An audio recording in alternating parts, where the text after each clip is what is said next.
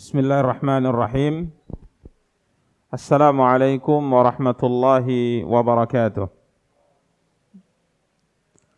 Innal hamdalillah nahmaduhu wa nasta'inuhu wa nastaghfiruh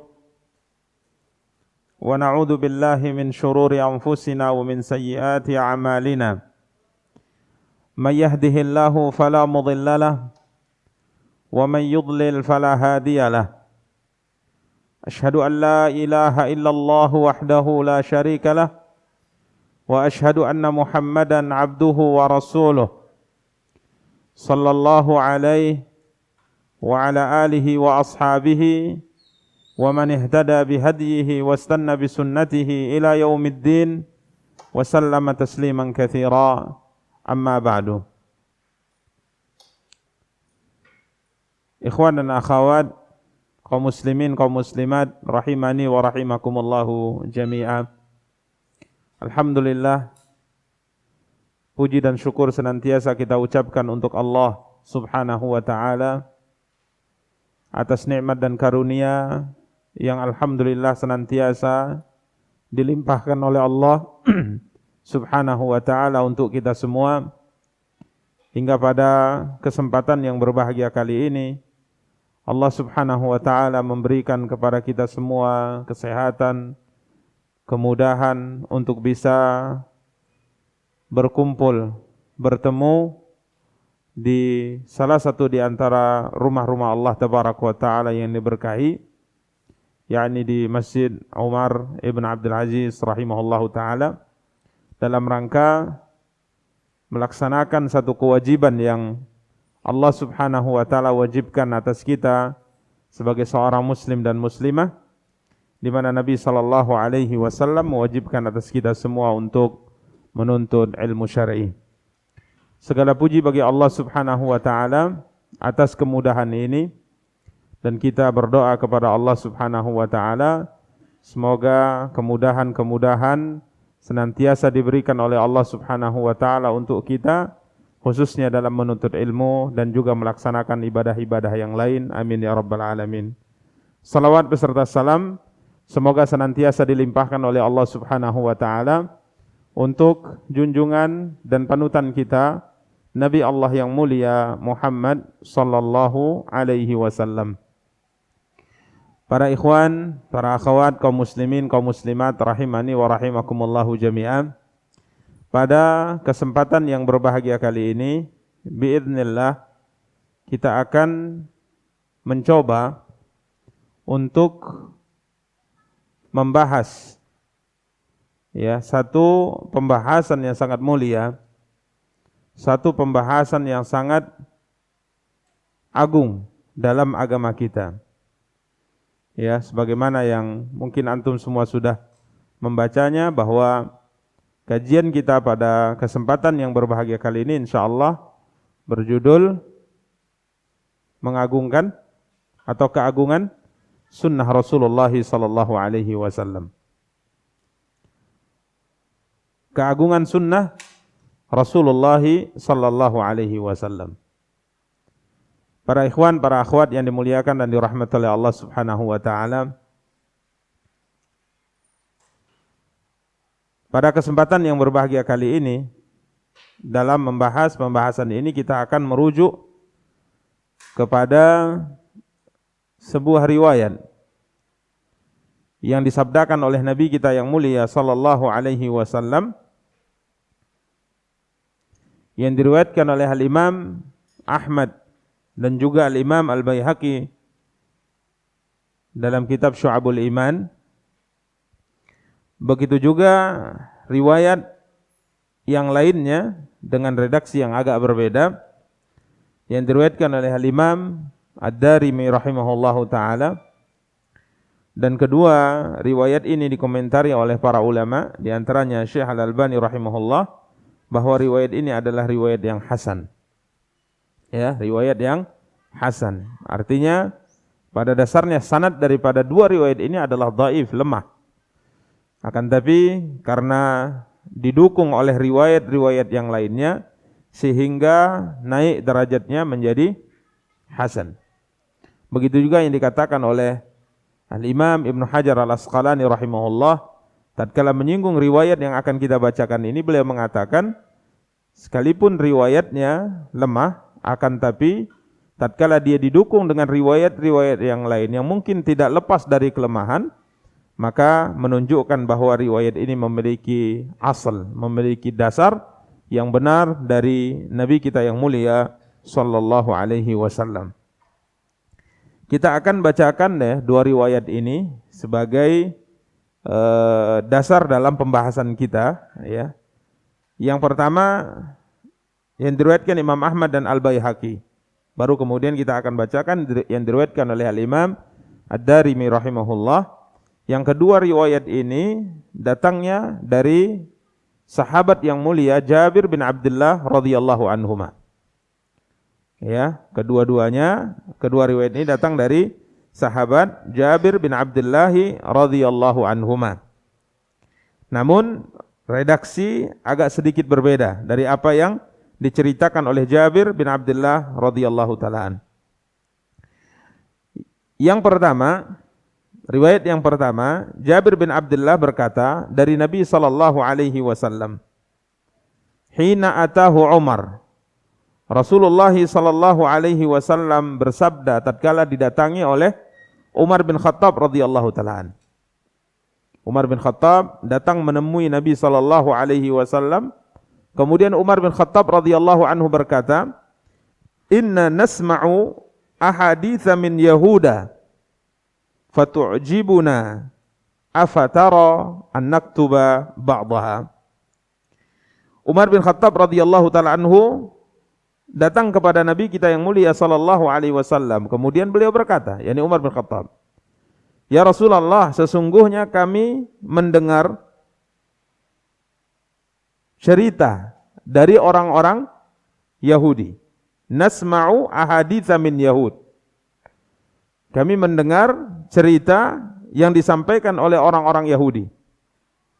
Ya, mungkin dalam bentuk nasihat, ujangan atau yang lainnya, yang tentunya cerita dari orang-orang Yahudi ini mereka sampaikan dari apa yang mereka baca dari kitab Taurat.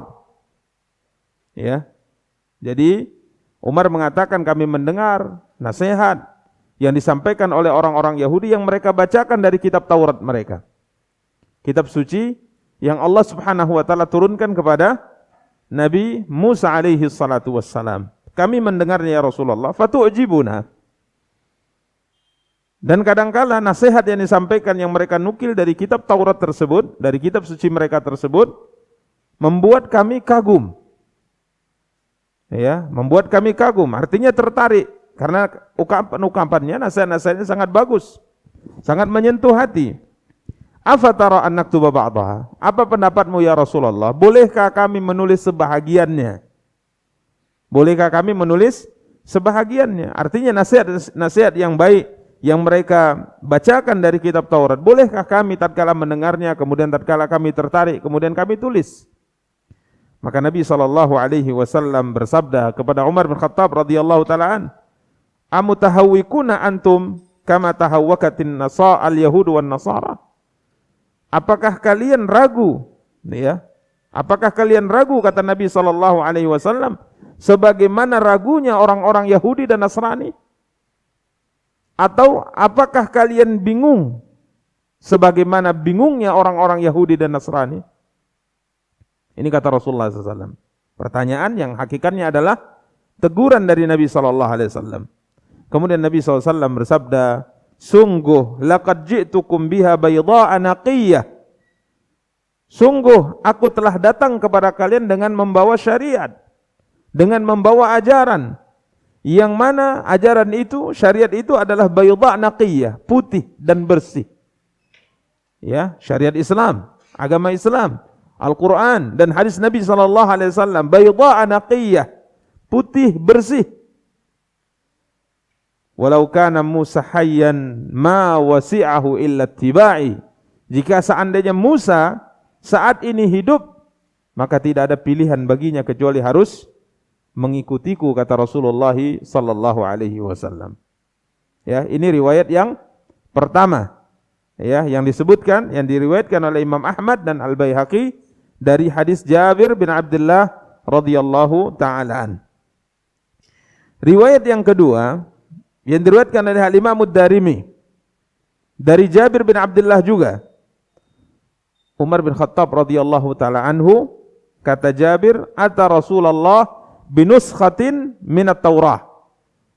Umar bin Khattab radhiyallahu taala an datang menemui Rasulullah sallallahu alaihi wasallam dengan membawa nuskhah minat Taurah, dengan membawa satu lembar dari kitab Taurat.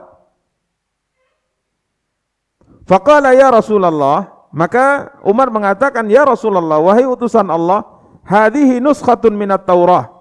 Ya Rasulullah, ini ada lembaran dari kitab Taurat.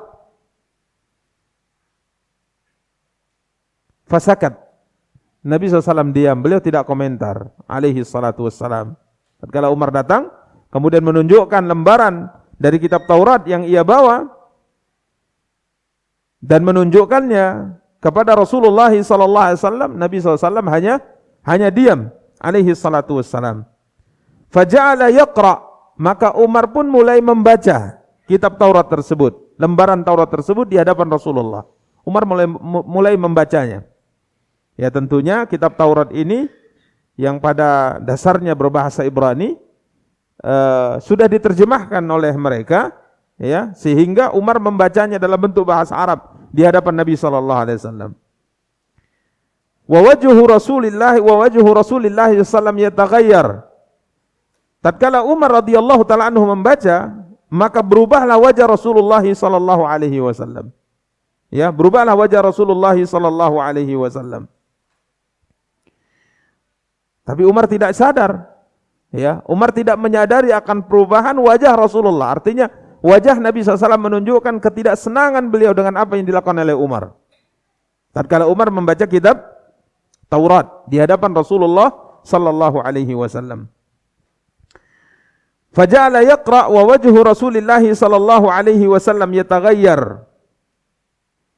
Maka kala itu Abu Bakar radhiyallahu ta'ala yang memahami perubahan dari wajah Rasulullah, yang memahami kalau Nabi sallallahu alaihi wasallam tidak senang dengan apa yang dilakukan oleh Umar bin Khattab radhiyallahu ta'ala anhu, maka Abu Bakar berkata kepada Umar, "Thaqilatka tsawakil." Celaka engkau wahai Umar, apakah engkau tidak melihat kepada wajah Rasulullah sallallahu alaihi wasallam? Umar tidak perhatian. Mungkin karena semangat dan sebagainya dia baca dan dia tidak perhatikan perubahan yang ada di wajah Rasulullah sallallahu alaihi wasallam.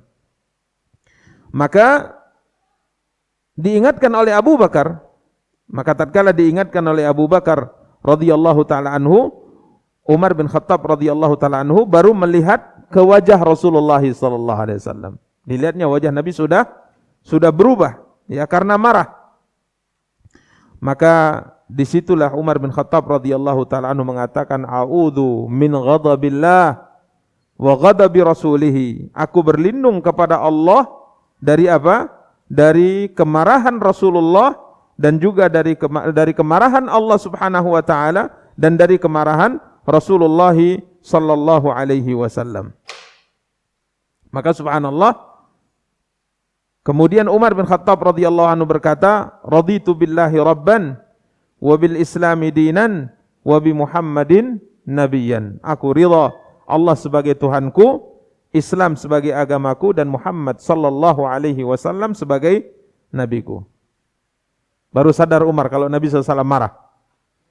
Maka dia hentikan apa yang dilakukan dari membaca Taurat di hadapan Rasulullah sallallahu alaihi wasallam sembari berkata, "A'udzu min ghadabillah, a'udzu billahi min ghadabillahi wa ghadabi rasulih." Aku berlindung kepada Allah dari kemurkaan Allah dan kemurkaan Rasulnya. Radina billahi rabban wa bil islami dinan wa bi Muhammadin sallallahu alaihi wasallam nabiyan. Kami ridha Allah sebagai Tuhan kami, Islam sebagai agama kami, dan Muhammad sebagai nabi kami. Maka Rasulullah sallallahu alaihi wasallam bersabda, "Walladzi nafsi biyadihi law badalakum Musa fattaba'tumuhu wa taraktumuni la dhalaltum an sawa'is sabil."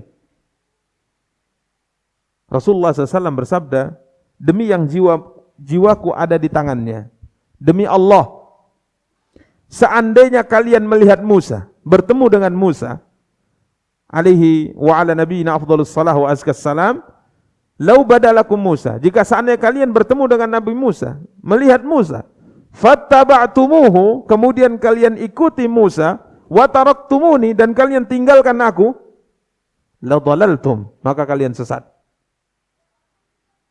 Jika seandainya kalian bertemu dengan Musa hari ini, tentunya setelah diutusnya Nabi SAW, setelah datangnya Nabi SAW dengan syariat ini, kalian bertemu Musa, kemudian kalian ikuti Musa, dan kalian tinggalkan aku, la dhalaltum an sawa'is sabil, niscaya kalian sesat dari jalan yang lurus.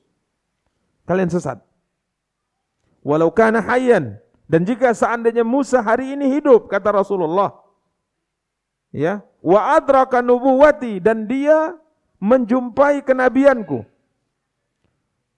lattaba'ani, niscaya Nabi Musa akan mengikutiku, kata Rasulullah sallallahu alaihi wasallam. Ini dua buah riwayat yang disampaikan kepada kita dari Jabir bin Abdullah radhiyallahu ta'ala tentang Umar bin Khattab radhiyallahu ta'ala, imma pada cerita yang pertama dia meminta pendapat kepada Rasulullah, beliau meminta pendapat kepada Rasulullah untuk menulis sebahagian apa yang mereka takjub dari catatan-catatan Taurat yang disampaikan orang-orang Yahudi, yang dibacakan oleh orang-orang Yahudi kepada mereka, maka Nabi SAW melarangnya. Ya, Nabi SAW melarangnya. Apakah kalian bingung sebagaimana bingungnya orang-orang Yahudi dan Nasrani? Ya, sampai-sampai Nabi SAW mengatakan, aku sudah datang kepada kalian membawa syariat yang bersih, syariat yang putih, bersinar. Jika seandainya Musa hidup hari ini, maka dia pasti akan mengikutiku. Tidak ada pilihan baginya kecuali harus beriman denganku dan mengikuti syariatku. Ini riwayat yang pertama. Sedangkan riwayat yang kedua agak sedikit berbeda redaksinya. Umar datang sudah membawa lembaran atau catatan Taurat dan sudah membacakannya di hadapan Rasulullah SAW, maka Nabi marah. Ya, Nabi SAW marah dan Nabi tegaskan. Ya, Nabi SAW tegaskan bahwa jika seandainya Musa hidup, kalian bertemu dengannya, kemudian kalian mengikutinya dan meninggalkan aku, ya, maka kalian akan sesat, kata Rasulullah SAW. Ya, bahkan jika seandainya Musa hidup dan menemui kenabianku, berjumpa dengan masa kenabianku, lattaba'ani, niscaya Nabi Musa alaihi salatu wassalam pasti akan mengikutiku. Ini ikhwani wa akhwati kaum muslimin, kaum muslimat yang dimuliakan dan dirahmati oleh Allah Subhanahu wa taala. Dan dua hadis atau dua riwayat hadis ini memiliki faidah yang sangat banyak. Ya, memiliki faidah yang sangat banyak. Kita akan sebutkan tentunya secara ringkas faidah yang dikandung oleh dua riwayat yang disebutkan atau disampaikan oleh Jabir bin Abdullah radhiyallahu taala anhuma.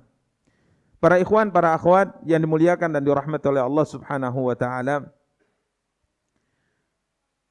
Namun sebelumnya perlu kita sedikit jelaskan mungkin beberapa istilah yang saya yakin ini merupakan istilah yang sudah ma'ruf di kalangan kita.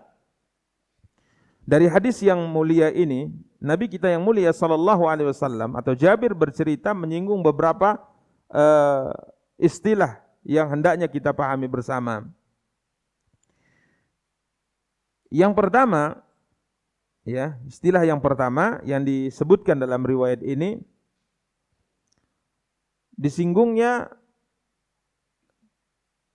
kitab suci yang Allah Subhanahu wa taala pernah turunkan kepada Nabi Musa alaihi salatu wasalam yang dikenal namanya dengan nama Taurat. Ya. Di mana tidak ada seorang nabi pun kecuali Allah Subhanahu wa taala turunkan untuk mereka satu kitab suci. Tidak ada seorang rasul pun kecuali Allah Subhanahu wa taala turunkan kepada mereka satu kitab suci. Namun yang diceritakan oleh Allah Subhanahu wa taala dalam Al-Qur'an, diceritakan oleh Allah dalam Al-Qur'an hanya beberapa kitab suci saja yang Allah turunkan kepada beberapa nabi. Ya, di antaranya Taurat, yakni kitab suci yang Allah Subhanahu wa taala turunkan kepada Nabi siapa? Musa bin Imran alaihi salam. Ini kitab Taurat yang Allah SWT turunkan kepada Nabi Musa bin Imran alaihi salam. Dan kitab Taurat ini benar Allah Subhanahu wa taala menurunkannya dahulu kepada Nabi Musa alaihi salatu wassalam, dan ini harus diimani. Nanti akan kita lebih tegaskan dalam poin faidah. Harus diimani. Jadi seorang muslim dan seorang muslimah wajib mengimani bahwa Allah Subhanahu wa taala telah menurunkan satu kitab yang namanya Taurat kepada Nabi Musa bin Imran alaihi salam. Sehingga kitab ini kemudian menjadi acuan syariat Nabi Musa alaihi salatu wassalam bersama dengan umatnya di masa itu. Ya. Ini istilah Taurat yang dipakai dalam hadis yang kita bacakan tadi. Dan tentunya di dalam kitab Taurat maklum terdapat firman-firman Allah Subhanahu wa taala. Memang Allah firmankan kepada Nabi Musa alaihi salam. Dan tentunya yang namanya firman Allah itu sangat menakjubkan. Menggugah hati, menggerakkan hati. Itu firman Allah. Salah satu di antara ciri khas firman Allah seperti itu. Ya, apalagi jika seandainya kita memahaminya. Wajar kalau seandainya Umar bin Khattab radhiyallahu taala mengatakan, "Nasma'u ahaditsa min Yahud fatu'jibuna." Kami mendengar apa yang disampaikan oleh orang-orang Yahudi dari kitab Taurat dan itu membuat kami takjub. Jadi kalau seandainya memang yang dibacakan misalnya bertepatan dengan firman Allah Subhanahu wa taala, maka tentunya sangat menakjubkan. Ini Taurat yang Allah Subhanahu wa taala turunkan kepada Nabi Musa alaihi salatu wassalam. Akan tapi semua kitab suci yang diceritakan Allah dalam Al-Qur'an selain Al-Qur'an yang Allah berikan kepada Nabi Muhammad SAW, maka tidak selamat dari perubahan. Semuanya ada penambahan dan semuanya terdapat padanya pengurangan. Semua kitab suci yang Allah ceritakan dalam kitab Al-Qur'an, selain Al-Qur'an itu sendiri terjadi penambahan dan pengurangan. Allah Subhanahu wa taala berfirman, "Fawailul lilladzina yaktubuna al-kitaba biaydihim, thumma yaquluna hadza min indillah." Celakalah, kecelakaan besarlah kata Allah bagi orang-orang yang menulis yaktubunal kitaba biaidihim, menulis Alkitab dengan tangan mereka sendiri. Mereka tulis dengan tangan mereka sendiri. Yaktubunal kitaba biaidihim thumma yaquluna hadza min indillah. Mereka menulisnya bukan menulis ulang sesuatu yang Allah turunkan, akan tapi mereka membuat tulisan. Mereka menulisnya sendiri, kata-kata dari mereka. Mungkin nasihat-nasihat dan sebagainya mereka tuliskan, kemudian mereka mengatakan hadza min indillah. Ini datangnya dari Allah. Padahal yang mereka tulis itu mereka yang membuatnya. Jadi Allah SWT mengatakan, fawailul lilladzina yaktubunal kitaba biaidihim thumma yaquluna hadza min indillah. Kecelakaanlah kata Allah yang amat besar bagi orang-orang yang menulis Alkitab dengan tangan mereka sendiri, padahal itu tidak datang dari Allah, tapi mereka mengatakan ini datangnya dari Allah. Jadi Taurat, Injil atau Zabur itu sudah terjadi perubahan, ditambah dan dikurangi sehingga keasliannya tidak bisa dipertanggungjawabkan. Hanya Al-Quran saja yang dijamin oleh Allah Subhanahu wa taala keasliannya sampai hari kiamat. Maka ada satu faedah disebutkan oleh para ulama, dahulu kitab-kitab suci yang Allah turunkan kepada para nabi, Allah Subhanahu wa taala amanahkan penjagaan kitab suci itu kepada alim ulama mereka. Allah Subhanahu wa taala mengatakan bimastuhfidhu min kitabillah, bimastuhfidhu minal kitab. Hendaknya mereka menjaga, artinya menghafal, memperhatikan, mempelajari sehingga mereka menjadi alim ulama, generasi yang benar-benar menjaga kitab suci yang Allah turunkan kepada nabi mereka. Apa yang terjadi tatkala Allah amanahkan kitab suci yang Allah turunkan kepada nabinya dahulu untuk dijaga oleh alim ulama mereka, kiranya alim ulama mereka yang berulah. Mereka tidak menjaganya. Bahkan mereka merubah-rubahnya. Mereka menambah, mereka mengurangi apa yang ada dalam Alkitab, liyashtaru bihi thamanan qalila, untuk mendapatkan sedikit daripada dunia ini. Ini yang mereka lakukan. Mereka tambah, mereka kurangi. Sehingga ulama yang ada di daerah sana mengatakan yang punya saya lebih sempurna. Supaya dia mendapat masukan lebih banyak. Yang sana ini kurang. Ya, ini yang mereka lakukan. Namun Al-Quran yang Allah SWT turunkan kepada Nabi kita yang mulia Muhammad SAW, penjagaannya Allah langsung yang menjaminnya, Allah yang menjaganya sendiri. Allah SWT berfirman, Inna nahnu nazzalna dzikra wa inna lahu lahafidhun. Sesungguhnya kamilah yang menurunkan peringatan ini, yakni Al-Quran, dan kami sendiri yang akan menjaganya, kata Allah. Ya, dahulu Allah serahkan penjagaannya kepada alim ulama, akhirnya mereka rubah-rubah. Maka Al-Quran Allah yang menjaganya. Maka Allah menjamin keabsahan Al-Quran, keaslian Al-Quran. Tidak ada penambahan dan tidak ada pengurangan sampai hari kiamat. Kenapa? Karena Allah Subhanahu wa ta'ala yang berjanji untuk menjaganya. Maka sampai hari ini kita dapat alhamdulillah kitab suci Nabi kita yang mulia sallallahu alaihi wasallam menjadi mukjizat yang kekal. Ya, kita dapati murni asli sebagaimana yang Allah turunkan kepada Muhammad sallallahu alaihi wasallam, kemudian disampaikan dan dibacakan Muhammad kepada para sahabat sampai hari ini. Ini istilah Taurat, ya. Jadi kitab Taurat dahulu pernah diturunkan oleh Allah. Namanya kitab suci disebut dengan Taurat kepada Nabi Musa, akan tapi sudah terjadi banyak penambahan dan pengurangan sekalipun mungkin mereka memegang kitab yang namanya Taurat hari ini, tapi itu sudah banyak perubahan. Sudah banyak perubahan. Ini ikhwani kaum muslimin wa akhwati kaum muslimat yang dimuliakan dan dirahmati oleh Allah Subhanahu wa taala. Kemudian ada istilah yang dipakai dalam hadis ini Yahudi. Ada istilah yang dipakai dalam dua riwayat ini Nasara. Yahudi dan Nasrani. Ya, Yahudi dan Nasrani. Ketahuilah bahwa Yahudi dan Nasrani adalah siapapun dia. Tidak mesti dari keturunan Bani Israel. Tidak mesti dari keturunan Bani Israel. Siapapun dia, dimanapun dia berada, apakah dia dari Bani Israel atau bukan dari Bani Israel, yang beragama dengan agama yang merujuk kepada Taurat yang Allah turunkan kepada Nabi Musa alaihi salatu wassalam, atau kepada Injil yang Allah turunkan kepada Nabi Isa alaihi salatu wassalam, maka siapapun dia disebut Yahudi atau juga disebut Nasrani, siapapun dia.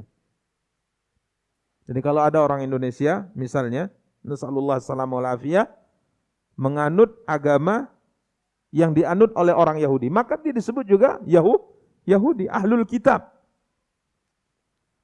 Ya, ahlul kitab. Jadi ahlul kitab itu yang beragama dengan dua agama ini. Ya, sekalipun dia bukan dari keturunan Bani Israel. Ya, sekalipun dia bukan dari keturunan Bani Israel. Ini ikhwani kaum muslimin yang dimuliakan dan dirahmati oleh Allah. Makanya dalam Al-Quran tatkala Allah memakai istilah Yahud, ya, istilah Yahudi biasanya yang dipakai oleh Al-Quran, yang difirmankan oleh Allah dalam Al-Quran tatkala memanggil mereka dengan istilah Yahud, yakni tatkala Allah Subhanahu wa taala menceritakan atau menegur mereka dalam ucapan dan perbuatan-perbuatan mereka yang tidak baik. Maka Allah seru mereka dengan panggilan Yahudi. Ya, Allah Subhanahu wa taala tidak seru mereka dengan istilah Bani Israel. Ya, Bani Israel, anak-anak Israel. Seperti misalnya Allah berfirman, wa qalatil yahudu yadullahi maghlulah, gullat aydihim wa lu'inu bima qalu bal yadahu mabsutatan. Ya, orang-orang Yahudi berkata, tangan Allah terbelenggu, artinya Allah pelit, Allah kikir, Allah bakhil. Ya, ghullat aydihim wa lu'inu bima qalu bal yadahu mabsutatan. Semoga tangan mereka lah yang terbelenggu dan mereka dilaknat dengan apa yang mereka ucapkan. Wa lu'inu bima qalu bal yadahu mabsutatan. Bahkan kedua tangan Allah itu terbentang luas. Ya, ini ikhwani kaum muslimin istilah Yahudi dan Nasrani. Maka mereka dua kelompok ini yang beragama dengan agama Yahudi dan Nasrani, siapapun dia, maka dia disebut ahlul kitab. Disebut ahlul kitab. Dimanapun dia berada, dari bangsa manapun dia, tatkala dia memeluk Yahudi atau memeluk Nasrani, maka dia disebut ahlul kitab. Ya, dia disebut dengan ahlul kitab. Maka tentunya hukum yang terkait dengan orang-orang yang menganut agama Yahudiyah dan Nasrani ini hukumnya berbeda, ada beberapa hal yang dibedakan dalam agama kita, ya, seperti sembelihannya dibedakan dengan sembelihan orang kafir yang lain, wanita yang menjaga kehormatan dari mereka, hukum menikahinya berbeda dengan wanita-wanita yang beragama dengan agama yang lain. Ini beberapa hal yang ditetapkan. Bahkan dalam jizyah, dalam upeti atau pajak, Yahudi dan Nasrani diambil upeti dan pajaknya. Pajaknya diambil. Ya, boleh hidup di negara Islam, kemudian diambil darinya pajak. Selain mereka atau kecuali Majusi, ya beragama Majusi, karena ada riwayat mengatakan bahwa agama Majusi ini diterapkan baginya hukum sebagaimana hukum yang berlaku pada ahlul kitab Yahudi dan Nasrani. Tapi selain tiga agama ini, maka tidak ada istilah membayar upeti dalam pembahasan sebagian para ulama. Ya, dalam pembahasan sebagian para ulama mereka tidak ditetapkan bayar jizyah, tidak ada pilihan bagi mereka kecuali masuk ke dalam Islam. Ini ikhwani kaum muslimin wa akhwati kaum muslimat yang dimuliakan dan dirahmati oleh Allah Subhanahu wa taala. Ini beberapa istilah ya yang disebutkan dalam dua riwayat yang kita bacakan tadi. Sedangkan mutahawwikun artinya bingung, ya, mutahawwikun artinya bingung. Apakah kalian bingung sebagaimana bingungnya orang-orang Yahudi dan Nasrani, atau kalian ragu sebagaimana ragunya orang-orang Yahudi dan Nasrani? Ini istilah mutahawwikun. Kemudian ada Nabi SAW, seorang Nabi yang disebut namanya langsung oleh Nabi kita yang mulia SAW karena kepadanya diturunkan kitab Taurat, yaitu Nabi Musa bin Imran. Ini harus kita imani, ya, sama seperti pembahasan beriman dengan kitab suci, kita beriman dengan semua kitab suci yang Allah turunkan kepada Nabi dan Rasul, dan kita beriman dengan kitab suci yang namanya disebutkan dalam agama kita. Maka kita imani adanya Taurat, kita imani adanya Injil, kita imani adanya Zabur, kita imani ada suhuf Ibrahim dan Musa. Begitu juga dengan beriman kepada semua para nabi. Kita beriman kepada semua para nabi yang Allah utus di atas muka bumi ini kepada manusia, dan kita beriman dengan nabi-nabi dan namanya yang disebutkan dalam Quran dan hadis, seperti Nabi Musa alaihi salatu wassalam, yakni seorang nabi yang Allah utus kepada Bani Israel di zaman Fir'aun untuk mengajak mereka kepada Allah Subhanahu wa taala, dan Nabi Musa merupakan nabi yang ceritanya terbanyak Allah singgung di dalam Al-Quran. Antum baca dalam Al-Quran, maka cerita nabi yang terbanyak adalah Nabi Musa alaihi assalatu wassalam. Ikhwani wa akhwati kaum muslimin, kaum muslimat yang dimuliakan dan dirahmati oleh Allah, kita akan sampaikan beberapa faedah yang bisa kita pahami dari hadis Nabi kita yang mulia sallallahu alaihi wasallam ini. Faedah yang pertama, idhamus sunnah allati ja'at bihin nabiyyu sallallahu alaihi wasallam. Agungnya sunnah yang dibawa oleh Nabi kita yang mulia sallallahu alaihi wasallam. Di mana man tarakaha dhalla an sawa'is sabil. Siapa yang meninggalkannya maka dia akan sesat. Keagungan sunnah Nabi. Tatkala kita berbicara tentang sunnah Nabi sallallahu alaihi wasallam, maka tentunya kita harus mendudukkan terlebih dahulu. Apa yang dimaksud dengan sunnah itu? Apa yang dimaksud dengan sunnah Nabi? Judulnya muhadarah kita pada hari ini apa? Keagungan sunnah Nabi. Artinya sunnah Nabi yang sangat agung. Apa yang dimaksud dengan sunnah Nabi sallallahu alaihi wasallam?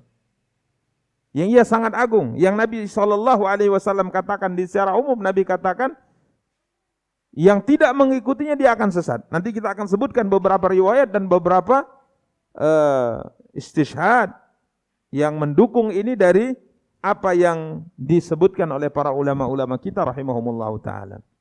Apa itu sunnah? Apa itu sunnah? Sunnah Nabi sallallahu alaihi wasallam. Apa yang dimaksud dengan sunnah Nabi? Sunnatun Nabi sallallahu alaihi wasallam. Dan ini harus dipahami karena kita mengatakan kita adalah ahlus sunnah wal jamaah. Kita adalah ahlus sunnah wal jamaah. Artinya orang yang berpegang teguh dengan sunnah dan berada di atas jamaah, al-haq, kebenaran. Apa itu yang dimaksud dengan sunnah? Siapa yang bisa menjawab?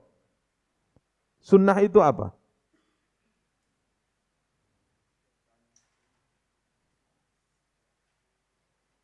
Ada yang bisa jawab?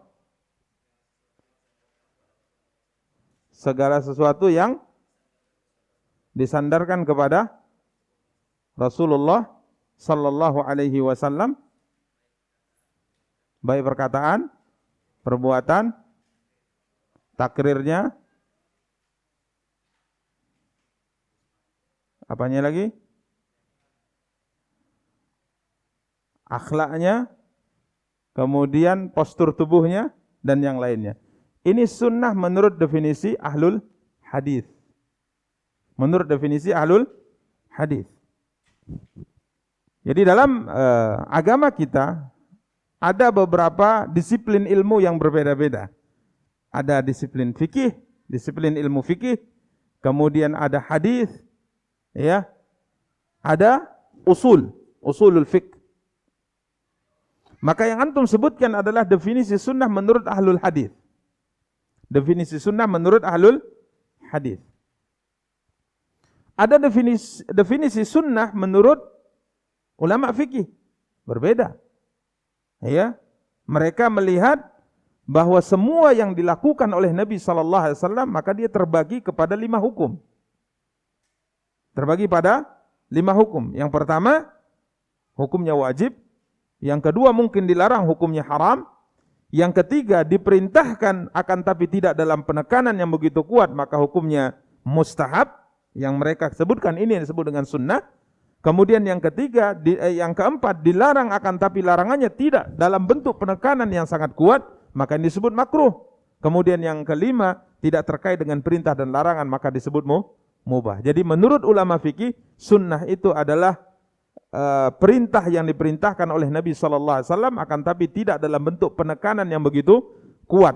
Dalam ungkapan mereka mengatakan yang melakukannya mendapat pahala, yang meninggalkannya tidak berdosa. Itu sunnah.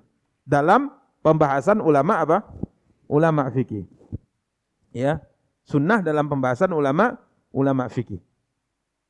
Ini ikhwani kaum muslimin yang dimuliakan dan dirahmati oleh Allah Subhanahu wa taala. Maka wallahu taala alam, as-sunnah menurut syariat, ya, menurut syariat, tatkala kita mengatakan kita ahlu sunnah wal jamaah kembali kepada Quran dan sunnah Nabi sallallahu alaihi wasallam, maka maksudnya adalah ma amara bihin nabiyyu sallallahu alaihi wasallam wa naha anhu wa nadaba ilaihi qawlan wa fi'lan ma lam yantiq bihi al-kitabul aziz. Ya, para ulama mengatakan sunnah itu, wallahu ta'ala alam, yang diperintahkan oleh Nabi sallallahu alaihi wasallam. Yang diperintahkan oleh Nabi sallallahu alaihi wasallam.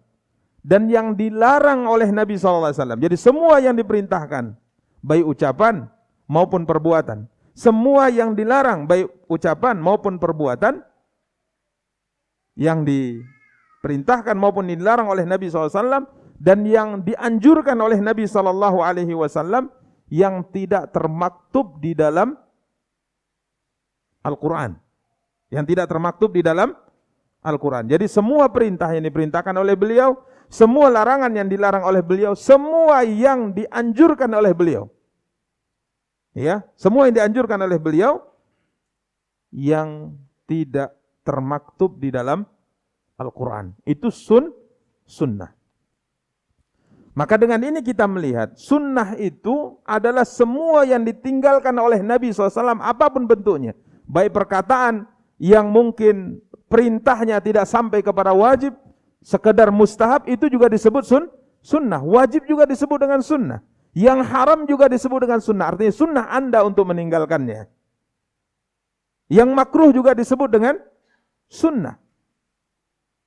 Jadi semua yang diperintahkan Nabi, semua yang dilarang oleh Nabi, semua yang dianjurkan oleh Nabi SAW, baik ucapan maupun perbuatan. Ucapan lisan, ucapan hati, perbuatan lisan, perbuatan hati, anggota tubuh, ini semua adalah sunnah selama ia tidak termaktub di dalam Al-Quran. Kalau termaktub dalam Al-Quran, maka disebut dengan Alkitab, yakni Al-Quran.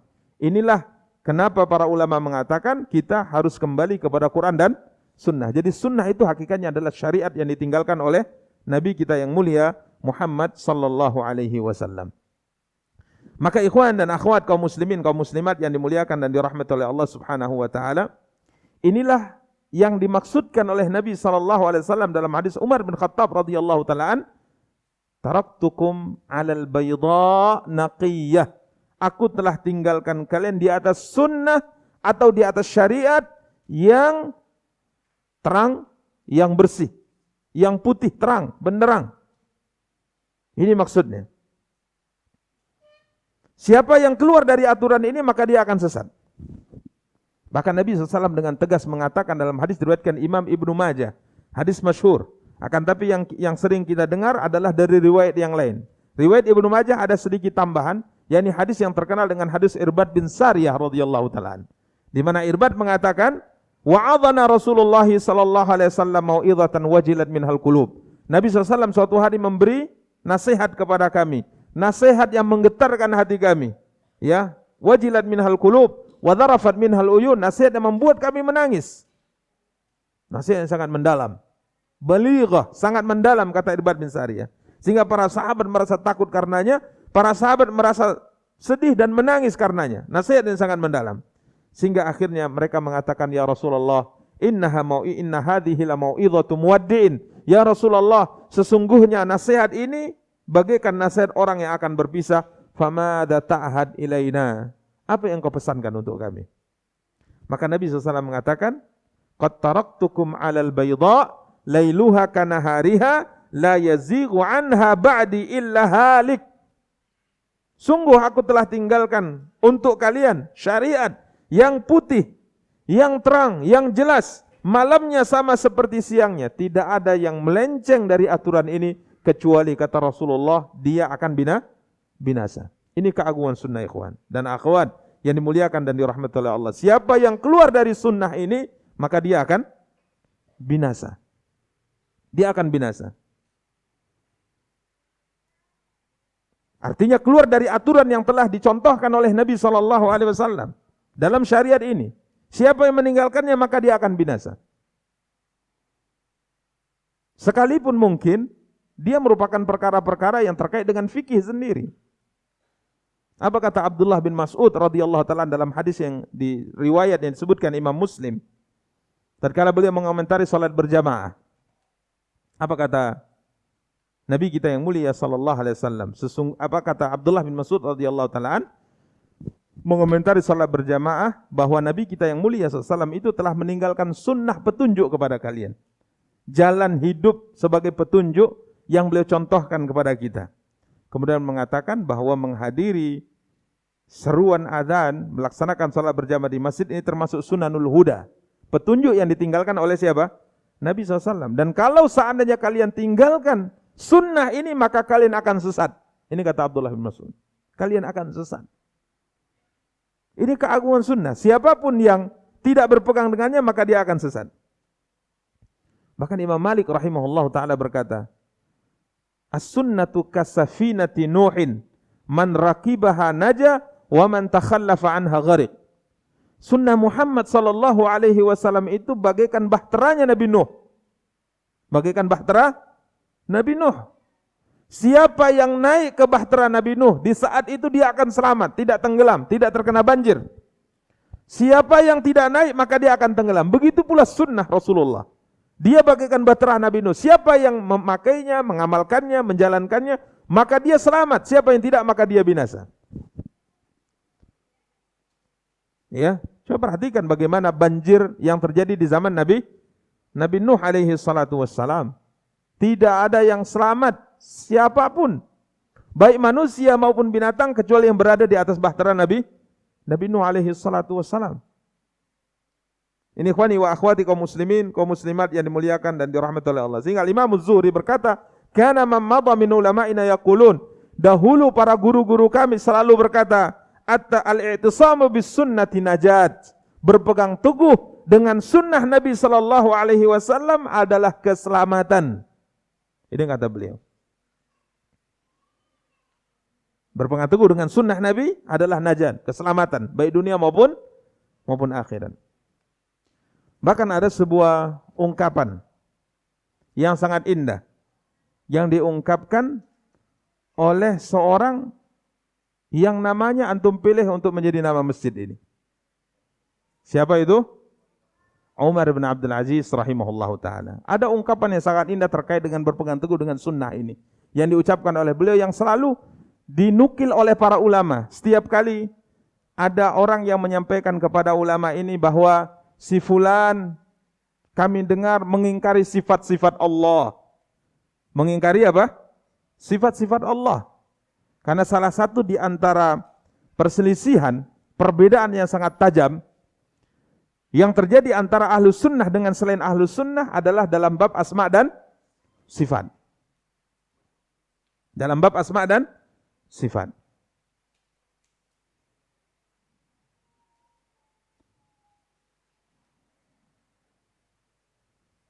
Ini merupakan khilaf, perbedaan antara ahlus sunnah dengan selain ahlus sunnah yang sangat tajam. Menetapkan atau menolak asma dan sifat yang dimiliki oleh Allah Subhanahu wa taala. Ahlus sunnah menetapkan semua nama, ahlus sunnah wal jamaah menetapkan semua nama dan menetapkan semua sifat tanpa ta'wil, tanpa tasbih, tanpa ta'til. Tidak mengingkari, tidak menyerupakan, dan tidak mentakwil. Ini ahlus sunnah. Jadi salah satu di antara perbedaan yang sangat besar antara ahlus sunnah wal jamaah dengan selain ahlus sunnah dalam bab asma dan sifat. Maka setiap kali sampaikan kepada seorang ulama, si fulan mengingkari sifat, si fulan menolak sifat-sifat Allah Subhanahu wa taala, maka beliau selalu menukil perkataan orang yang namanya antum pakai untuk masjid yang mubarakah ini. Yani Umar bin Abdul Aziz bin Marwan. Ya, beliau adalah khalifah keberapa? Dari Daulah Umayyah ke-8 ya. Beliau adalah khalifah ke-8 dari Daulah Umayyah. Dan masa kepemimpinan beliau hanya kurang lebih 2 tahun. Masa yang sangat pendek.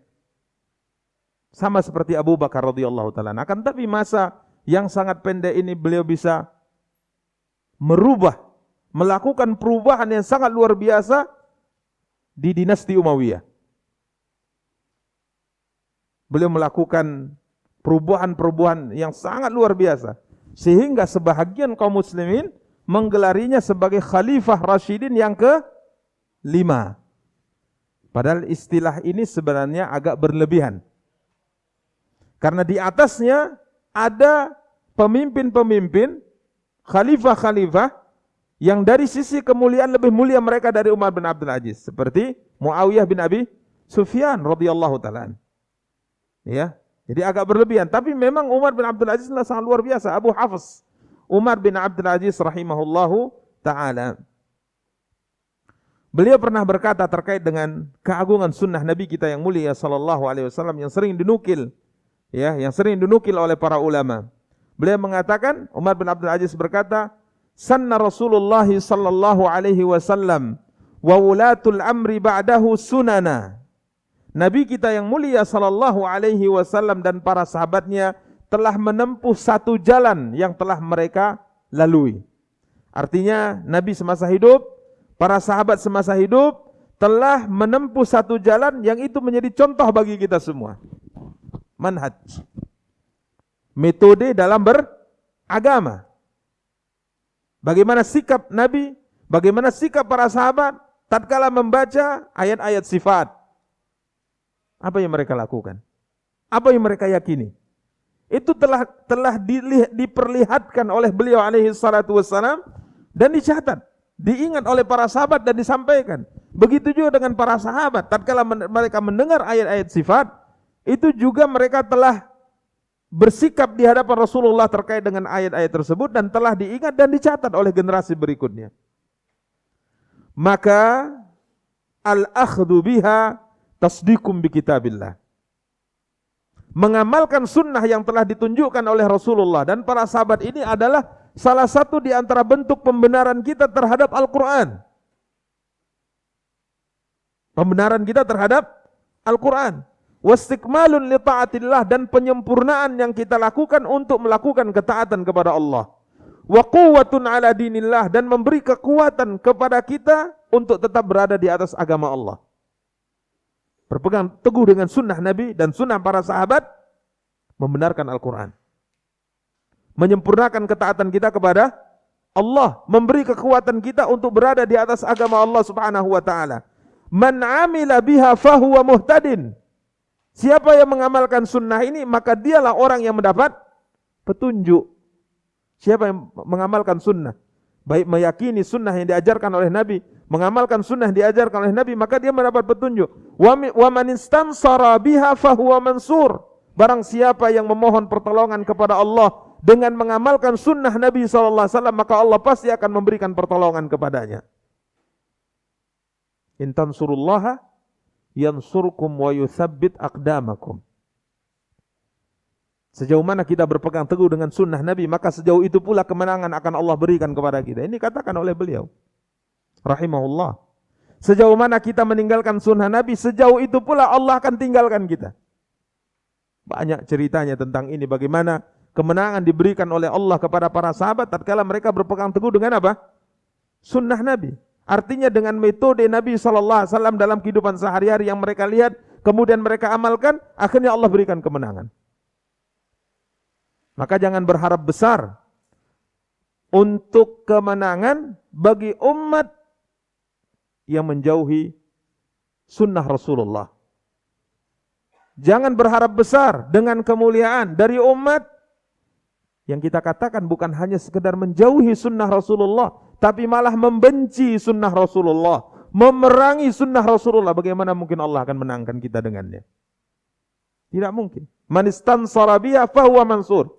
Barang siapa yang meminta pertolongan kepada Allah dengan mengamalkan sunnah, maka Allah pasti akan berikan kemenangan untuknya. Ini yang dikatakan oleh beliau rahimahullah. Sadaq, beliau benar.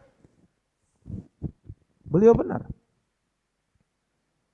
Tidak ada orang yang berani meninggalkan sunnah Nabi SAW kecuali Allah hinakan mereka, baik dunia maupun akhirat. Kalau akhirat antum tahu bagaimana penghinaan yang Allah tunjukkan kepada orang-orang yang meninggalkan sunnah Nabi. Sudah mendekat di telaga Rasulullah SAW, akan tapi dihalau oleh siapa?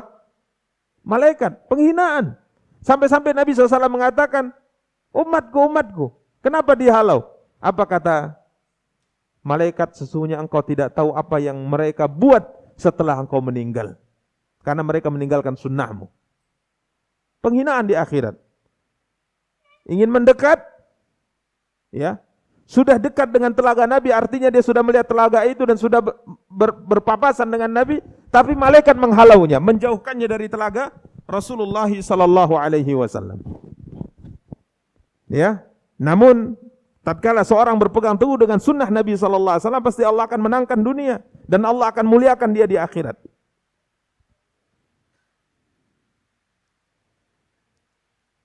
Sering kita nukilkan suatu kejadian yang terjadi di Perang Nahawan. Menakjubkan. Apa yang dilakukan oleh komandan perang yang bernama Nu'man bin Muqarrin al-Muzani radhiyallahu ta'ala, seorang sahabat. Kala itu Umar bin Khattab radhiyallahu ta'ala anhu memutuskan untuk melakukan perang terakhir dengan orang-orang Persia. Karena setiap kali pasukan Persia itu kalah, mereka bisa mengumpulkan pasukan dalam jumlah yang besar lagi, ya, bahkan lebih banyak dari pasukan yang dikalahkan sebelumnya. Begitu ceritanya terus menerus. Kenapa tidak habis-habisnya ini pasukan Persia ini? Setiap kali kalah mereka bisa mengumpulkan pasukan. Maka dikatakan dan diberi masukan kepada Umar bin Khattab radhiyallahu ta'ala, sehingga akhirnya beliau mengambil kebijakan untuk melakukan satu perang yang ini adalah puncaknya, pamungkasnya. Maka dipilihlah komandan perang yang waktu itu Umar bin Khattab radhiyallahu ta'ala ingin turun langsung memimpin pasukan perang ini, tapi dilarang oleh sebagian para sahabat, diberi masukan, sehingga akhirnya dipilihlah seorang sahabat bernama Nu'man bin Muqarrin al-Muzani rahimahullah. tatkala pasukan sudah bertemu di medan pertempuran, sudah berhadapan, Nu'man waktu itu mengatakan, aku akan bertakbir 3 kali. Aku akan bertakbir 3 kali. Takbir yang pertama, bersiap-siaplah kalian. Kalau aku sudah takbir yang kedua, kuatkan pakaian, ikatan-ikatan pakaian kalian dan bersiaplah dengan senjata-senjata kalian. Kalau aku bertakbir untuk yang ketiga kalinya, maka seranglah musuh kalian. Jadi takbir yang ketiga adalah takbir perintah untuk berperang. Pertama dan kedua hanya persiapan.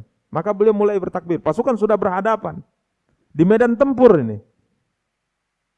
Anak panah jika dicampakkan, dilepaskan dari pasukan sebelah itu musuh, itu akan sampai ke kaum muslimin. Begitu juga kaum muslimin tatkala melepaskan anak panah sudah akan sampai di pasukan kafir. Mereka sudah berhadapan. Maka Nu'man radhiyallahu ta'ala anhu kala itu mengatakan Allahu Akbar. Beliau bertakbir radhiyallahu ta'ala. Maka para sahabat semua siap. Bersiap, siaga. Beliau tetap berada di atas kudanya. Para sahabat, para pasukan tempur menunggu takbir yang kedua. Lama mereka tunggu.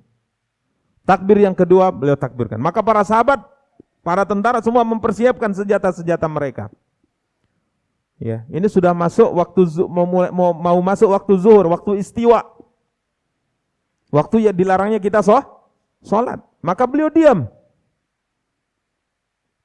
Pasukan menunggu takbir yang ketiga. Tapi beliau tetap tenang di atas kuda beliau. Padahal musuh karena melihat pasukan kaum muslimin sudah mempersiapkan senjata dan sebagainya, tinggal sebelum saja maka mereka pun sudah bersiap. Bahkan ada di antara mereka yang sudah melepas anak panah ke arah kaum muslimin. Dan sudah ada kaum muslimin yang terjatuh dari kudanya terkena anak panah. Tapi Nu'man bin Muqarrin al-Muzani hanya diam karena waktunya masih istiwa. Masih waktu istiwa ini, matahari tepat berada di atas kepala manusia. Tepat berada di atas jantung langit. Beliau hanya diam di atas kudanya. Melihat beberapa kaum muslimin sudah mulai ada yang terluka dan ditarik, diangkat, tapi beliau tetap diam di atas kudanya. Dan itu waktu istiwa kurang lebih 5 menit. Lama. Ya. Tapi beliau tetap diam. Sampai tatkala waktu zawal sudah mulai masuk, waktu zuhur sudah mulai masuk, maka beliau ucapkan takbir yang ketiga, maka kaum muslimin pun menyerbu pasukan kafir dan Allah berikan kemenangan kepada mereka. Sampai di posisi menunggu takbir yang ketiga saja, beberapa sahabat-sahabat yang sudah banyak bertempur di beberapa medan, baik dengan Persia maupun Romawi, mereka sudah tidak sabar. Sampai Mughirah bin Syu'bah radhiyallahu ta'ala mengatakan, kalau aku komandannya, aku langsung takbir ini. Sudah enggak sabar melihat ada beberapa teman-teman kita yang terluka, terjatuh. Kondisinya sudah sangat darurat untuk menyerang ini. Tapi Nu'man tetap diam di atas kudanya. Kalau aku komandannya, kata sebagian sahabat, aku suruh kalian ini sudah berperang. Apa kata Nu'man bin Muqarrin al-Muzani? Tidak ada yang menghalangiku untuk bertakbir yang ketiga kecuali ikut sertanya aku di semua peperangan bersama dengan Rasulullah. Rasulullah itu kalau sudah masuk istiwa maka beliau tidak akan mulai perang kecuali setelah kapan? Setelah zawal, mulai masuk waktu zuhur dan angin mulai berhembus. Disitulah mulai Nabi menyerang. Tidak ada yang menghalangiku untuk bertakbir yang ketiga kecuali karena pengalaman yang aku alami bersama dengan siapa? Rasulullah. Sunnah Nabi seperti ini. Akhirnya apa yang terjadi? Allah anugerahkan kemenangan untuk kaum muslimin. Sehingga perang Nahawan dikenal dalam catatan sejarah Fathul Futuh. Puncaknya penaklukan.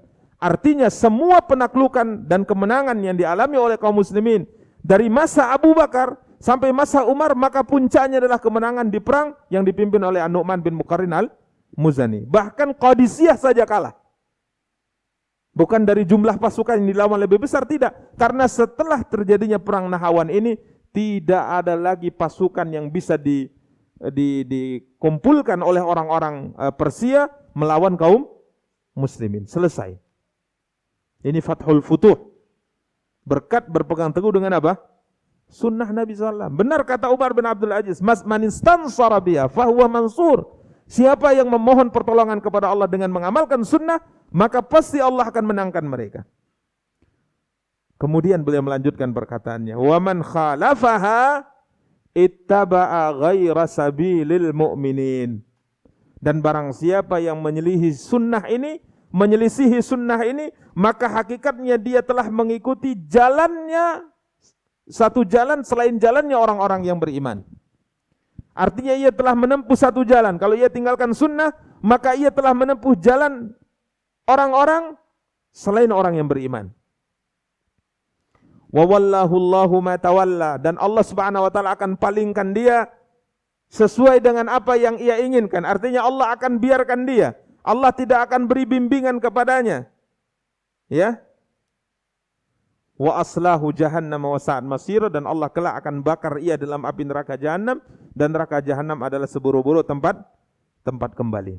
Persis seperti yang difirmankan oleh Allah Subhanahu wa taala dalam surah An-Nisa ayat 115. Wa may yushaqiqir rasula min ba'di ma tabayyana lahul huda wa yattabi' ghaira sabilil mu'minin nuwallihi ma tawalla wa nuslihi jahannam wa sa'at masira. Barang siapa yang menentang Allah, wa man yushaqiqir rasula, barang siapa menentang Rasul, min ba'di ma tabayyana lahul huda, setelah jelas padanya petunjuk, apa kata Allah? Wa yattabi' ghaira sabilil mu'minin, dan dia mengikuti jalan selain jalannya orang-orang yang beriman, nuwallihi ma tawalla, kami akan palingkan dia kemana ia hendak berpaling.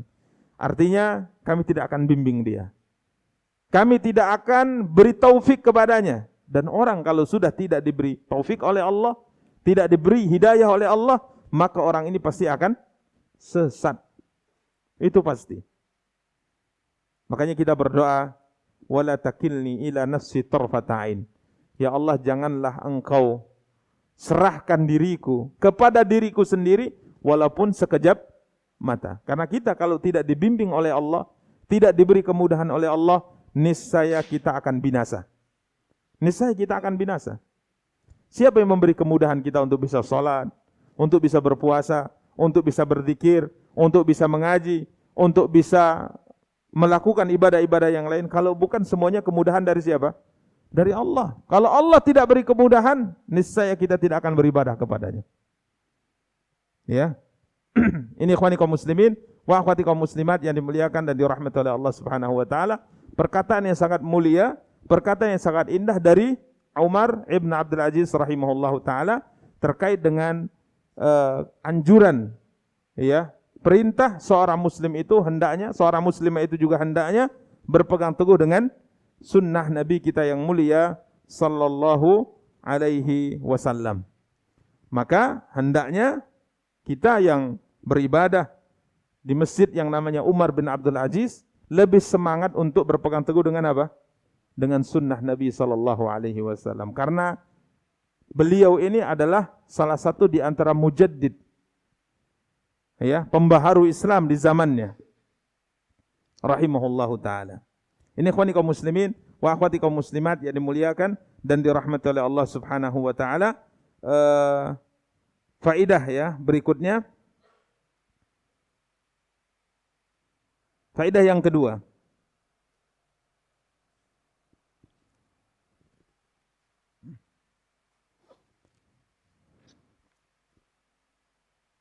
Faedah yang kedua dari dua riwayat yang kita bacakan di atas,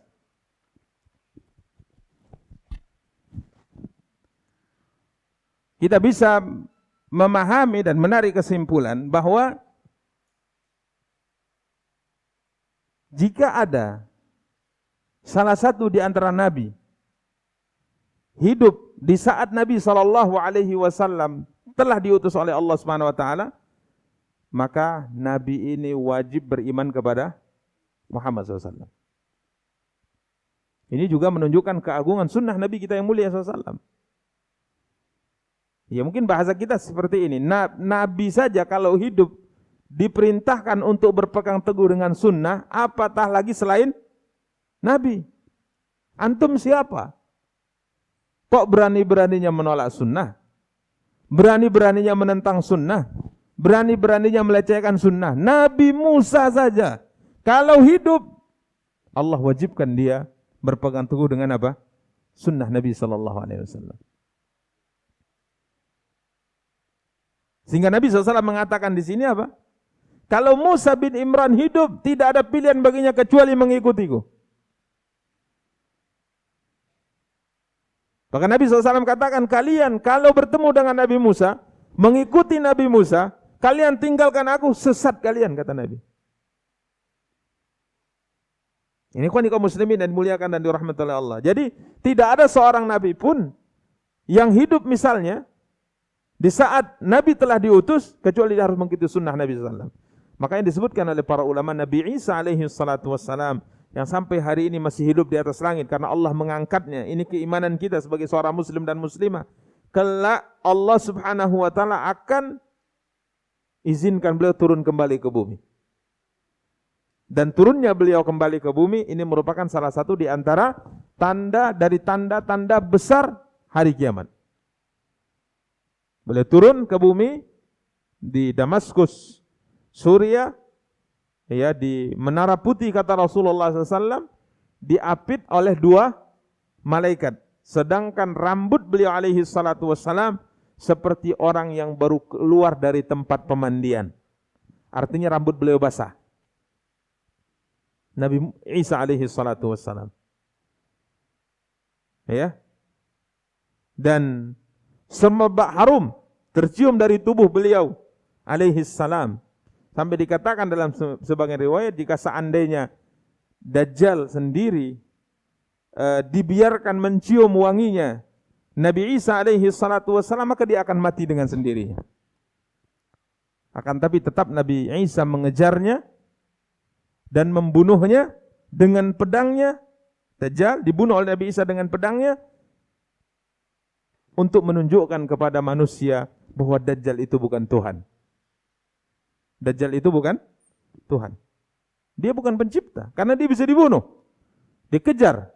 Sehingga tatkala dia mencium bau Nabi Musa, kata Rasulullah SAW, sama seperti garam yang terkena air, larut. Tapi tetap dikejar. Buka pintu Lut namanya, dibuka setelah sholat subuh, Dajjal melarikan diri, dikejar, kemudian dibunuh oleh Nabi Isa alaihi salam. Ini Nabi Isa turun. Dan beliau turun menegakkan syariat siapa? Muhammad sallallahu alaihi wasallam. Beliau Nabi Isa tidak membawa syariat Injil. Beliau tegakkan syariat Muhammad sallallahu alaihi wasallam. Yang beliau lakukan adalah menghancurkan salib dan membunuh babi. Sebagaimana diceritakan dalam hadis Nabi kita yang mulia sallallahu alaihi wasallam. Jadi kalau ada seorang nabi yang hidup, tidak ada pilihan baginya kecuali beriman kepada Muhammad. Bahkan ada sebuah ayat yang Allah firmankan dalam surat Ali Imran ayat 81. Allah Subhanahu wa taala berfirman, A'udzubillahi minasyaitonir rajim. Wa id akhadallahu mitsaqan nabiyyina lama ataitukum min kitabin wa hikmah thumma ja'akum rasulun musaddiqun lima ma'akum la tu'minunna bihi wa la tansurunnahu qala a'aqrartum wa akhadtum ala dhalikum isri qalu aqrarna qala fashhadu wa ana ma'akum minasyahidin. Sebuah ayat yang sangat menakjubkan yang Allah firmankan dalam surah Ali Imran ayat 81. Akan tapi kita akan tafsirkan dengan satu pendapat. Ya, satu pendapat. Ini pendapat mayoritas jumhur ulama, sekalipun dari sisi memahaminya ada sedikit perbedaan, tapi para ulama mengatakan bahwa pendapat ini dikuatkan asar dari Ali bin Abi Thalib yang disebutkan oleh Al-Imam Ibnu Jarir At-Tabari rahimahullah. Allah berfirman yang artinya, dan ingatlah ketika Allah mengambil perjanjian dari para nabi. Mengambil perjanjian dari para nabi. Artinya, ini tafsir jumhur mayoritas para ulama, Allah mengambil perjanjian dari semua para nabi. Artinya semua para nabi yang diutus oleh Allah ke atas muka bumi ini, Allah ambil perjanjian dari mereka. Apa perjanjian yang Allah ambil dari mereka? Lama ataitukum min kitabin wa hikmah. Sungguh apa saja yang aku berikan kepadamu berupa kitab dan hikmah, kemudian apabila datang kepadamu seorang rasul yang membenarkan apa yang ada padamu. Ini Perjanjian Allah ambil dari para nabi. Jadi apa yang telah aku berikan kepadamu dari kitab dan hikmah, kalau nanti datang kepada kalian seorang rasul, yang mana rasul ini membawa kitab suci yang benar, yang membenarkan apa yang ada pada kalian. Ya, membenarkan apa yang ada padamu, maka kalian harus berjanji la tu'minunna bihi wa la tansurunna. Kalian harus beriman kepada rasul itu dan harus memberikan pertolongan kepadanya, harus membelanya. Ini perjanjiannya. Qala aqrartum wa akhadtum ala dzalikum isri? Apakah kamu mengakui dan menerima perjanjianku terhadap yang demikian itu, kata Allah? Maka apa jawaban para nabi dan rasul? Aqrarna. Kami mengakui ya Allah. Kami siap melaksanakan janji itu ya Allah. Kalau ada seorang rasul membawa kitab suci yang membenarkan apa yang kami bawa, maka kami akan beriman kepadanya dan kami akan menolongnya. Kami berjanji ya Allah. Maka Allah SWT mengatakan, qala fashhadu wa ana ma'akum minasyahidin. Kalau begitu, saksikanlah hai para nabi dan aku juga menjadi saksi pula bersama dengan kamu. Ali bin Abi Thalib, sebutkan Imam Ibnu Jarir At-Tabari rahimahullah mengatakan, tidak ada Allah utus seorang nabi pun dari Adam. Dari Adam. Ya. Dan nabi berikutnya, tentunya sampai Nabi Isa alaihi salatu wassalam. Kecuali kata Ali, akhadha alaihi al-ahda fi Muhammadin sallallahu alaihi wasallam. Kecuali kata Ali, semua para nabi itu Allah ambil perjanjian terkait dengan Muhammad. Jadi yang dimaksud dengan Rasul menurut sebagian para ulama Muhammad. Jadi Allah Subhanahu wa taala sepertinya mengatakan seperti ini. Ya, seakan-akan seperti ini yang Allah katakan, kalau nanti datang kepadamu Muhammad dan dia membawa kitab suci yang membenarkan kitab suci yang telah aku berikan kepada kalian, kalian wajib beriman kepadanya dan wajib menolongnya. Maka semua nabi mengatakan, siap, kami akan menjalankan itu ya Allah. Dari Nabi Adam sampai Nabi Isa. Subhanallah. La yu'minan nabihi wa la yansurunna. Kalau kalian masih hidup dan bertemu dengan Muhammad, kalian harus beriman dengannya dan harus menolongnya. Perjanjian diambil dari mereka. Maka para ulama membahas, kalau Nabi saja, jika dia hidup, bertemu dengan masa Muhammad SAW, dia harus beriman. Datang beriman dan menolong Muhammad SAW. Apatah lagi selain Nabi. Makanya dalam pembahasan, Khidir itu, Khadir, dalam bahasa Arab Khadir ya, dikenal dengan Nabi Khidir. Itu tidak lagi hidup di zaman Nabi. Apalagi di zaman kita, karena ada sebagian berpendapat Nabi Khadir itu masih apa? Masih hidup sampai saat ini. Kita katakan tidak, di zaman Nabi pun sudah tidak hidup. Kalau demikian Ustaz, iya, karena Nabi saja, seorang Nabi Allah telah ambil sumpah dari mereka, kalau mereka menemui masa Muhammad, kalian harus beriman dan harus menolong perjuangannya. Apatah lagi selain Nabi. Mana Nabi Khadir alaihi salatu wassalam tatkala Nabi berperang di Badar? Kenapa tidak ikut? Enggak ada ceritanya. Nabi saja, seorang Nabi, misalnya Nabi Adam, Nabi Nuh dan sebagainya, kalau mereka masih hidup di saat terjadi perang Badar, mereka harus bergabung dengan Nabi dan memberi pertolongan kepada Nabi.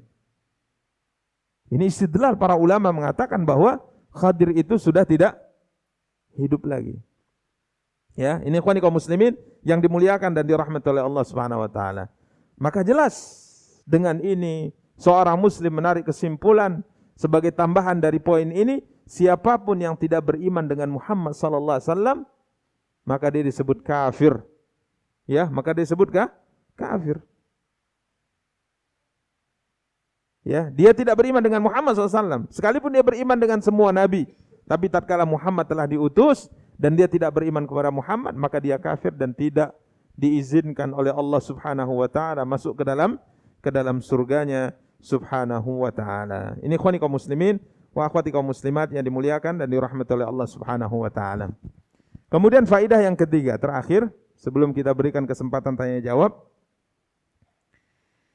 Dari hadis yang mulia ini kita bisa memahami larangan mempelajari kitab selain Al-Quran.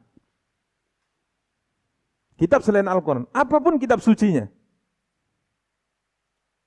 Kalaulah Taurat dan Injil dilarang untuk dipelajari, apalagi selain Taurat dan Injil. Itu maksudnya. Jadi Taurat dan Injil adalah kitab suci yang asal usulnya dari Allah, tapi terjadi perubahan, penambahan dan pengurangan yang dilakukan oleh tokoh-tokoh agama mereka dari dulu sampai sekarang.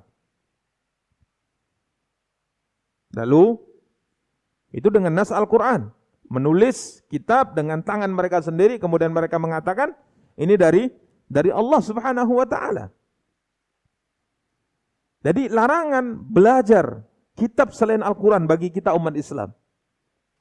Dilarang belajar kitab selain Al-Quran, kitab suci manapun.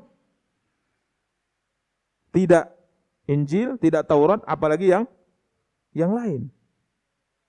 Kenapa? Nabi melarang. Umar bin Khattab radhiyallahu ta'ala, kami mendengar dari yang diceritakan Yahudi dari kitab Taurat sesuatu yang kami takjub mendengarnya. Bolehkah kami mencatatnya ya Rasulullah? Bolehkah kami menulisnya ya Rasulullah? Nabi marah. Bahkan tatkala Umar membawa lembaran Taurat di hadapan Rasulullah dan mencoba untuk membacanya, Nabi marah. Nabi SAW bahkan ingatkan dengan keras. Sebagaimana kita telah bacakan dua riwayat di atas. Ini menunjukkan bahwa belajar kitab suci selain Al-Quran bagi kita umat Islam tidak, hukum asalnya tidak boleh. Tapi wajib kita imani. Itu iman mujmal. Iman secara global. yakni ada kitab yang Allah turunkan namanya kitab Taurat. Ada kitab yang pernah Allah turunkan kepada Isa alaihi salatu wassalam yang namanya kitab Injil. Kita imani secara global. Ya, adapun terkait dengan ayat per ayatnya yang ada dalam kitab suci itu sekarang, tentunya kita tidak bisa imani secara terperinci.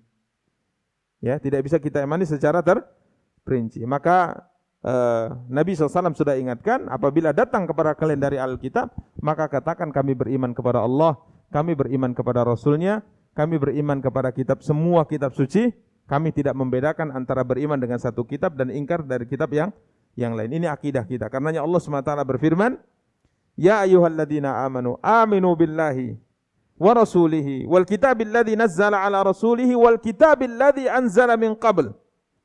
Wahai orang-orang yang beriman, berimanlah kalian kepada Allah, kepada Rasulnya, beriman kepada kitab yang diturunkan oleh Allah kepada Rasulnya, ini Al-Quran, dan berimanlah kalian kepada kitab yang Allah turunkan sebelumnya. Diperintahkan kita beriman. Ya, ini ikhwani kaum muslimin dan dimuliakan dan dirahmati oleh Allah. Beriman secara global. Ya. Tapi secara terperinci ayat demi ayatnya tentunya tidak bisa kita katakan ini benar datang dari Allah karena kita tidak tahu. Dengan Al-Quran juga Allah SWT menjelaskan bahwa terjadi banyak perubahan di kitab suci mereka. Ya. Tapi juga tidak boleh kita tolak. Artinya kita mengatakan ini bukan firman Allah. Karena bisa saja itu firman Allah Subhanahu wa taala, apalagi dalam poin-poin yang tidak bertentangan dengan syariat kita misalnya. Tapi kalau bertentangan jelas dengan syariat kita, artinya mengandung kesyirikan, mengandung maksiat, tentunya kita mengatakan ini pasti bukan firman Allah. Tapi kalau yang baik dan sebagainya kita tidak boleh mengatakan ini firman Allah atau ini bukan firman Allah. Karena bisa saja itu memang firman Allah, namun bisa saja itu bukan firman Allah. Cukup bagi kita mengatakan aku beriman kepada Allah, beriman kepada utusan Allah, beriman kepada semua kitab suci yang Allah turunkan kepada nabinya alaihi wassalatu wassalam. Ini ikhwani kaum muslimin yang dimuliakan dan dirahmati oleh Allah. Maka tidak boleh, hukum asalnya kita tidak boleh mempelajari kitab suci selain apa? Al-Quran, tidak boleh. Jadi jangan sampai ada di antara antum lebih tertarik belajar Injil daripada Quran.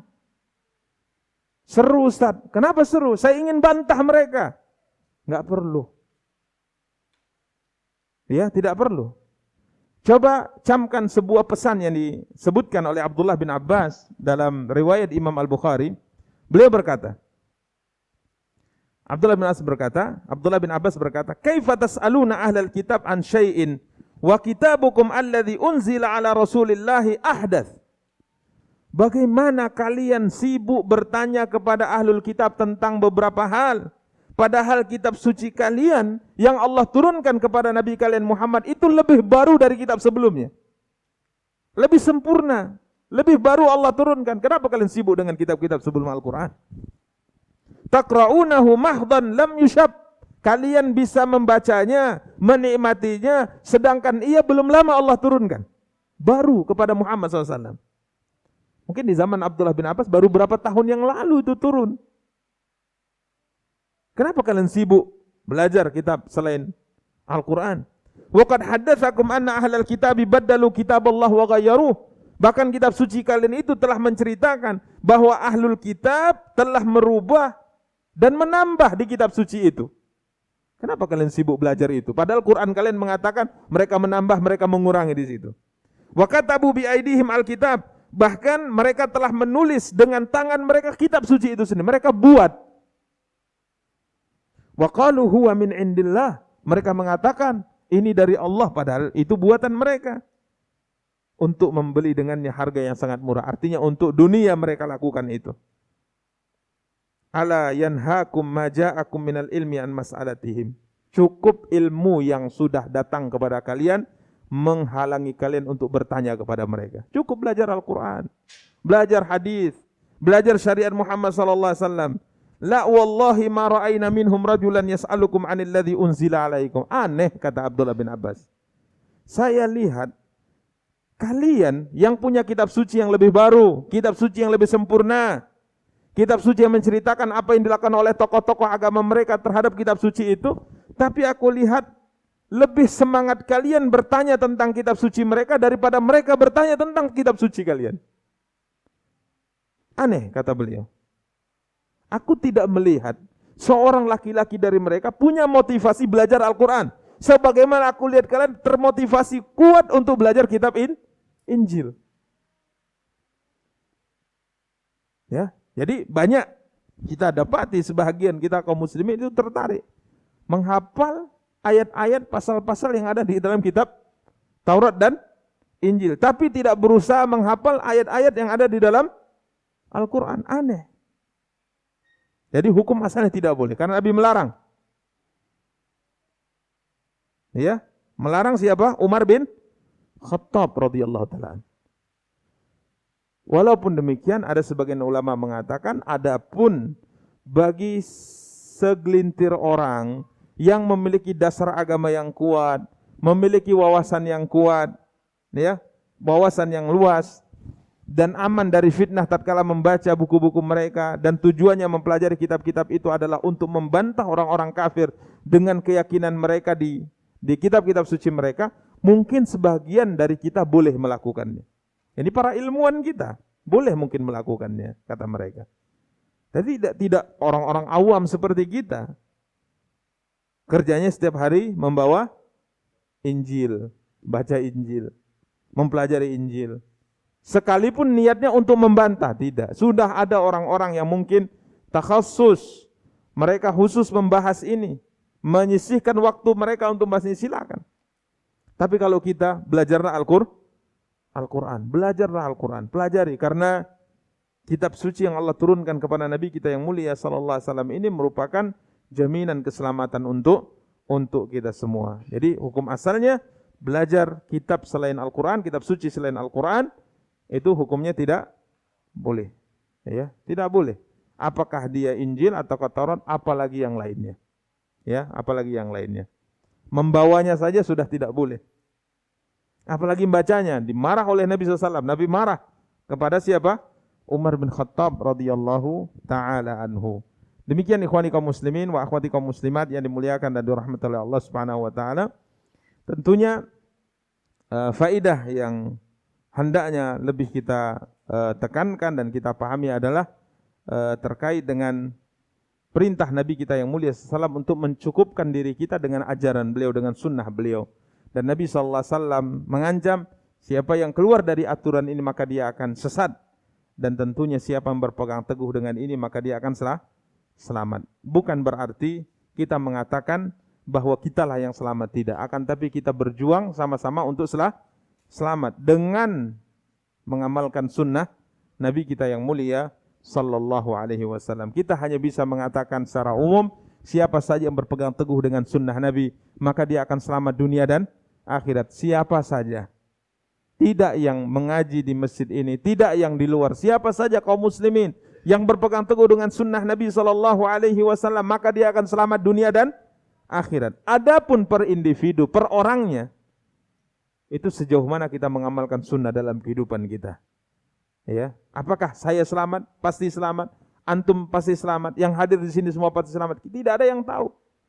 Karena orang hidup tidak aman dari fitnah.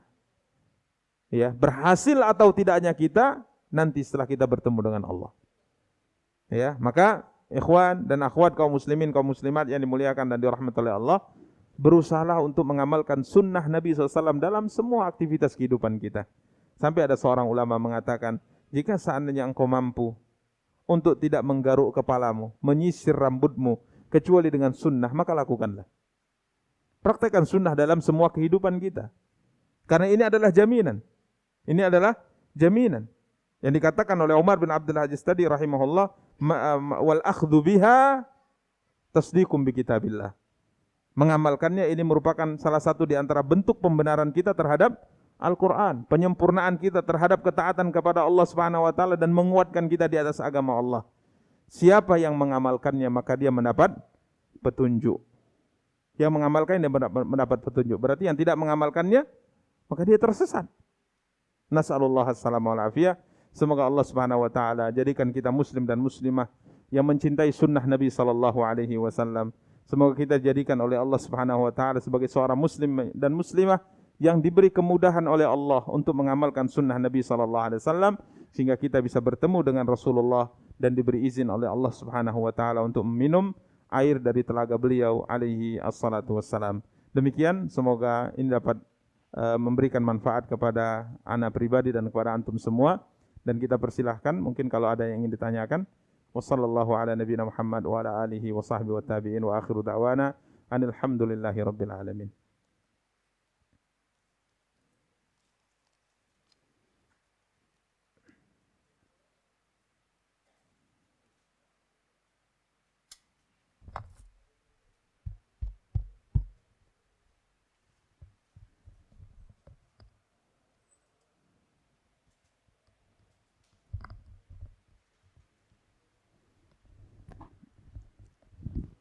Bismillah.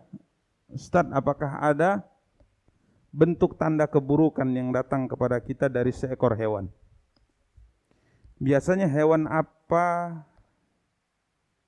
saja yang membawa tanda, Ustaz? Syukron.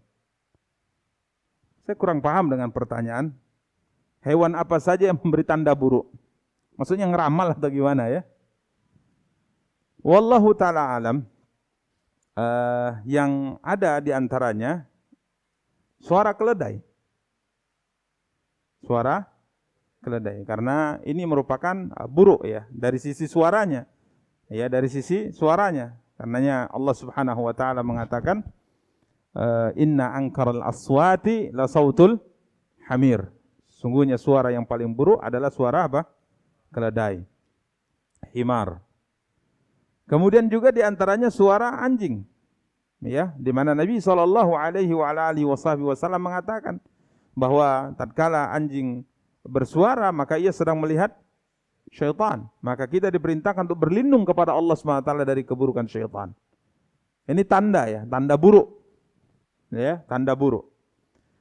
Adapun terkait dengan binatang kemudian itu merupakan pertanda buruk untuk kita, ini Allahu a'lam. Ini Allahu a'lam. Misalnya tiba-tiba kita melihat ada seekor ini, itu apa tanda apa Ustaz? Ya. Mungkin mimpi melihat kijang, mimpi lihat ular, mimpi lihat buaya misalnya, gimana? Ini wallahu a'lam. Wallahu a'lam. Kita bukan tukang ramal. Wallahu a'lam. Ya, wallahu taala a'lam.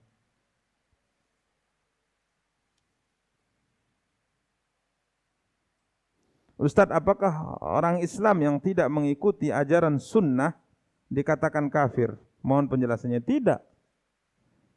Sebuah hadis yang sering dinukil dan mungkin antum semuanya ingat dan menghafalnya. Nabi bercerita kepada kita bahwa umat beliau itu akan terpecah menjadi berapa? 73 golongan. kulluha finnari illa wahidah. Semuanya ada di dalam neraka kecuali satu. Semuanya di dalam neraka kecuali satu. Siapa yang satu itu? Dikatakan oleh Nabi, hum man kana ma ana alaihil yawma washabi. Mereka adalah orang yang beragama, mengikuti metode beragama sebagaimana yang aku jalankan dan para sahabatku lakukan. Jadi yang dijamin surga atau yang dijanjikan surga satu.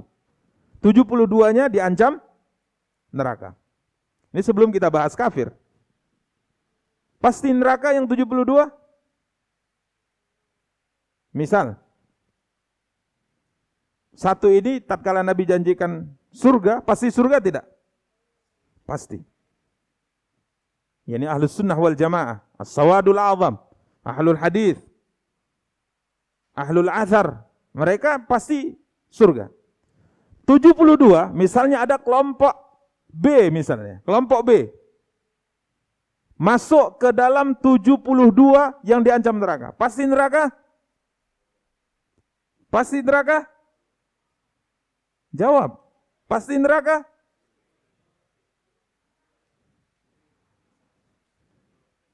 Semuanya di neraka kecuali satu.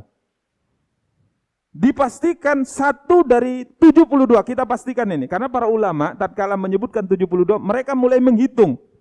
Kelompok ini, Qadariyah, kelompok Jabariyah, kelompok ini, kelompok ini. Ini masuk pasti di 72 yang diancam neraka oleh Nabi SAW. Contoh kita katakan satu kelompok B dipastikan masuk ke dalam 72. Pasti neraka? Bagus. Salah antum. Salah antum. Antum perlu perhatikan di sini. Ini hal yang paling penting. Apa kata Imam Hasan Al-Basri rahimahullahu taala? Kelompok sesat itu binasa karena mereka bukan Arab. Artinya tidak paham bahasa Arab. Tidak paham bahasa Arab. Ingat kaidah dalam pembahasan ini. Kalau Allah berjanji dengan kebaikan, pasti akan Allah jalankan. Tapi kalau Allah mengancam seorang muslim dengan neraka, bisa saja Allah tidak jalankan. Ini dalam kaidah bahasa Arab seperti ini. Kapan saja aku berjanji, kata mereka, saya lupa syairnya. Kapan saja, ini kaidah dalam bahasa Arab. Kapan saja aku berjanji kebaikan kepadamu, maka pasti akan tepat, aku akan tepati janjiku kepadamu. Tapi kapan aku ancam, bisa saja ancamanku aku tarik darimu. Bahasa Arab. Maka tatkala Allah mengatakan di neraka, bagi umat Islam, bisa iya, bisa tidak. Bukan berarti dikatakan Allah tidak benar dalam ancamannya, karena kalau ancaman dalam bahasa Arab bisa dijalankan, bisa tidak. Berbeda dengan apa? Dengan janji baik. Makanya orang Khawarij kenapa mereka sesat? Karena mereka tidak paham aturan bahasa Arab di sini. Mereka baca ayat, orang yang melakukan maksiat ini diancam neraka. Oh, pasti neraka dia nih. Mereka tidak paham kaidah bahasa Arab. Maka Imam Hasan Al-Basri mengatakan mereka binasa gara-gara mereka orang ajam. Orang ajam non-Arab yang tidak paham bahasa Arab. Bukan berarti maksud beliau orang Arab lah yang paling paham bahasa Arab. Tidak. Akan tapi yang beliau maksudkan tidak paham aturan dan kaidah dalam bahasa Arab. Sehingga mereka tidak memahami ayat Al-Quran dan hadis Nabi SAW seperti yang diinginkan oleh Allah dan Rasulnya. Nabi SAW mengatakan 72 itu umat Muhammad. Umat Muhammad. Dan kita Ahlussunnah berkeyakinan pelaku dosa besar di akhirat dua kemungkinan. Allah siksa dengan keadilannya atau Allah ampuni dengan rahmatnya. Itu Ahlussunnah. Maka 72 itu masuk dalam pembahasan ini. Karena Nabi SAW mengatakan wasataftariku ummati, umatku, umat ijabah, yakni muslim, akan terpecah menjadi 73. Satu di surga, 72 diancam neraka. Bisa neraka, bisa mungkin Allah ampuni mereka. Karena Allah mengatakan, "Faman thaqulat mawazinuhu fahuwa fi 'isyatir radiyah, wa man khaffat mawazinuhu fa ummuhu hawiyah." Siapa yang amal kebaikannya lebih berat daripada amal kejahatan, maka dia akan dimasukkan Allah dalam kehidupan yang sangat memuaskan, yakni surga Allah. Artinya dosa-dosanya Allah ampuni. Tapi siapa yang lebih berat amal keburukannya dari amal kebaikannya, maka tempat kembalinya adalah neraka hawiyah waliyadzubillah. Jadi ini untuk jawaban. Apakah Muslim yang tidak berpegang dengan sunnah Nabi sallallahu alaihi wasallam dikatakan kafir? Tidak. Secara asal kita katakan tidak dikatakan kafir. Ya, tidak dikatakan kafir. Walaupun lebih terperinci lagi, kita tadi sudah sebutkan sunnah itu apa maksudnya. Semua yang diperintahkan Nabi, semua yang dilarang Nabi, semua yang dianjurkan oleh Nabi, baik perkataan maupun perbuatan yang tidak termaktub dalam Al-Quran itu sunnah. Makanya lebih terperinci lagi, sunnah itu kadangkala apabila dilanggar ada yang menyebabkan orang murtad. Karena sunnah itu agama Islam loh. Maka pertanyaan harusnya dan jawabannya harus lebih diperinci lagi. Tapi kita ingin luruskan. Muslim, selama dia Muslim, kalau meninggalkan beberapa sunnah Nabi SAW yang tidak menyebabkan dia keluar dari Islam, maka kita tidak boleh mengatakan dia orang kafir atau pasti di neraka. Hati-hati. Jadi ini harus antum pahami bahwa ancaman yang ada dalam Quran dan hadis Nabi SAW itu dalam aturan bahasa Arab. Kalau mereka mengancam dengan menggunakan bahasa itu bisa mereka jalankan, bisa tidak. Dan tidak dikatakan orang yang tidak dikatakan orang yang menyelisihi ucapannya. Tapi kalau janji itu harus ditepati. Ya, wallahu taala alam. Jadi tidak ya, jawabannya orang Islam selama dia Muslim yang tidak mengikuti ajaran sunnah dikatakan kafir, tidak. Misalnya pelaku bid'ah, dia tidak mengikuti sunnah Nabi SAW, apakah dia kafir? Tidak. Kita masih menganggapnya sebagai seorang Muslim. Wallahu ta'ala alam.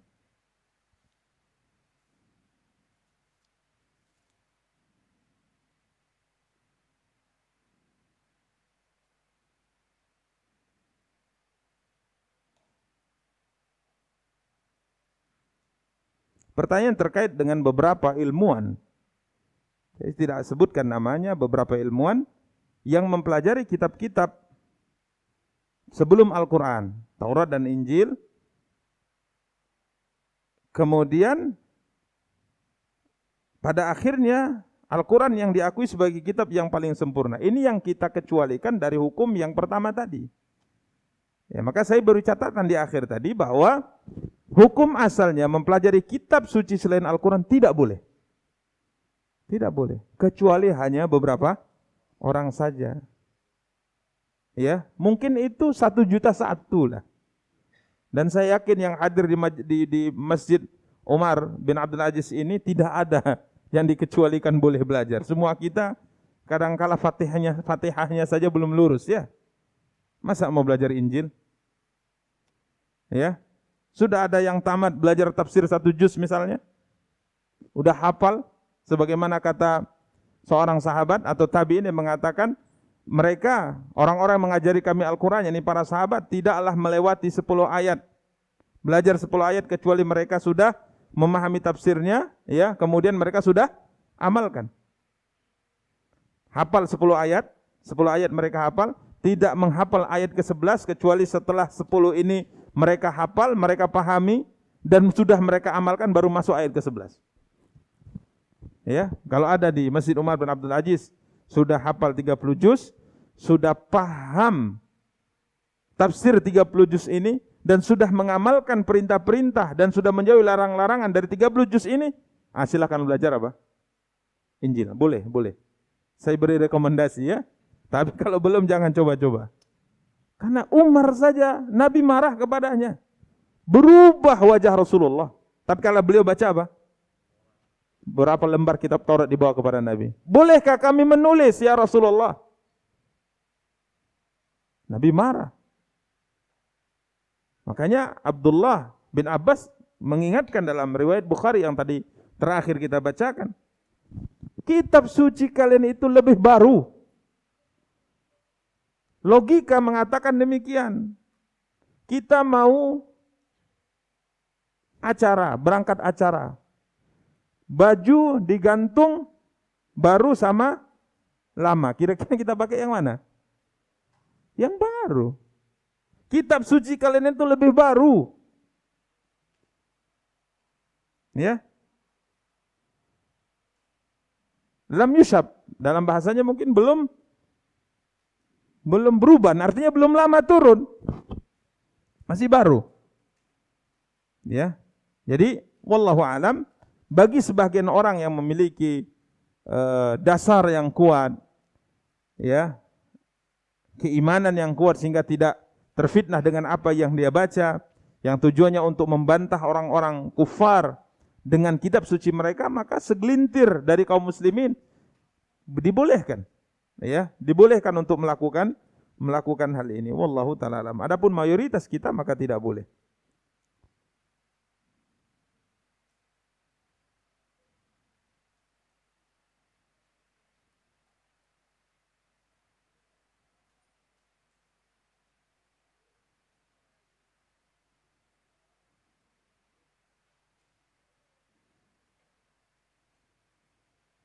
Afwan Ustaz, ana mau bertanya, di kampus ana wajib mengikuti pembelajaran agama Islam dan Kristen selama 1 semester.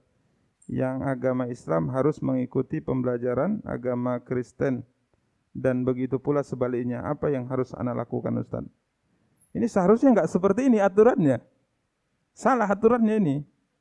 Harusnya setiap agama ikut pembelajaran agama masing-masing, itu baru benar. Lakum dinukum waliyadin. Masa kita dipaksa belajar agama Kristen? Ya. Kalau mereka dipaksa belajar agama Islam, bagus. Karena mereka akan selamat dunia dan akhirat. Kalau kita dipaksa belajar agama mereka, bagaimana kita dipaksa belajar agama yang kita akan binasa dunia dan akhirat? Ya. Jangan seperti ini. Kalau pertanyaan antum, apa yang harus ana lakukan? Antum sudah tahu jawabannya. Apa yang antum harus lakukan? Ya jangan ikut. Lakum dinukum waliyadin. Wallahu a'lam. Kalau demikian Ustaz, ana enggak lulus. Rusaknya dunia antum lebih ringan daripada rusaknya agama antum. Ini yang susah untuk dipahami oleh setiap kita. Atau sudah paham, tapi berat untuk menjalaninya. Karena kita menjadikan dunia ini segala-galanya. Akhirat di belakang kita. Sehingga kalau dunia rusak, kita sangat takut. Tapi kalau agama kita rusak, kita anggap biasa. Ya, jadi rusaknya dunia itu belum seberapa dibandingkan rusaknya akhirat, agama. Makanya para ulama mengatakan boleh minta mati jika seandainya agama kita takut rusak. Tapi tidak boleh minta mati kalau dunia kita akan rusak. Itu pembahasannya. Jadi dunia ini kecil dibandingkan apa?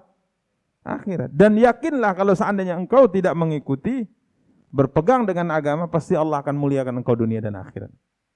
Wa may yattaqillaha yaj'al lahu makhraja wa yarzuqhu min haitsu la yahtasib. Barang siapa yang bertakwa kepada Allah, maka Allah Subhanahu wa taala akan berikan untuknya jalan keluar dan Allah akan berikan kepadanya rezeki dari arah yang ia tidak sangka sebelumnya. Wallahu taala alam.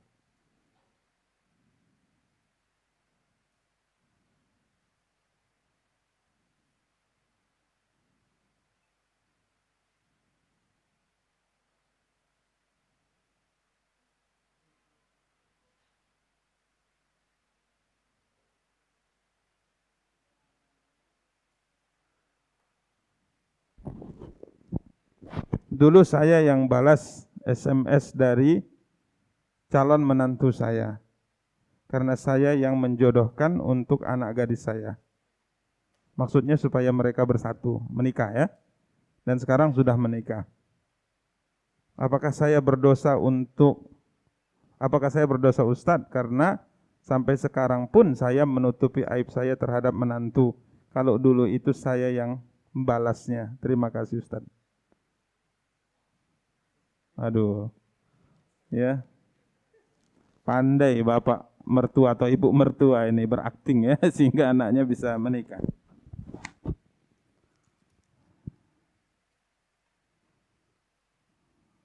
nasi sudah jadi bubur, ya sudahlah. Udah nikah, mau dibilang apa? Ya, kalau antum sebutkan misalnya dulu yang balas itu saya, akhirnya mereka jadi pisah, tak bahaya. Ya, sudah jadi bubur, sudah selesai, antum istighfar saja. Ya, terkait dengan membohongi, minta maafnya, ini juga harus dipertimbangkan masalah dan mafsadatnya. Pecah bahtera rumah tangga mereka gara-gara minta maafnya antum, bahaya. Ya.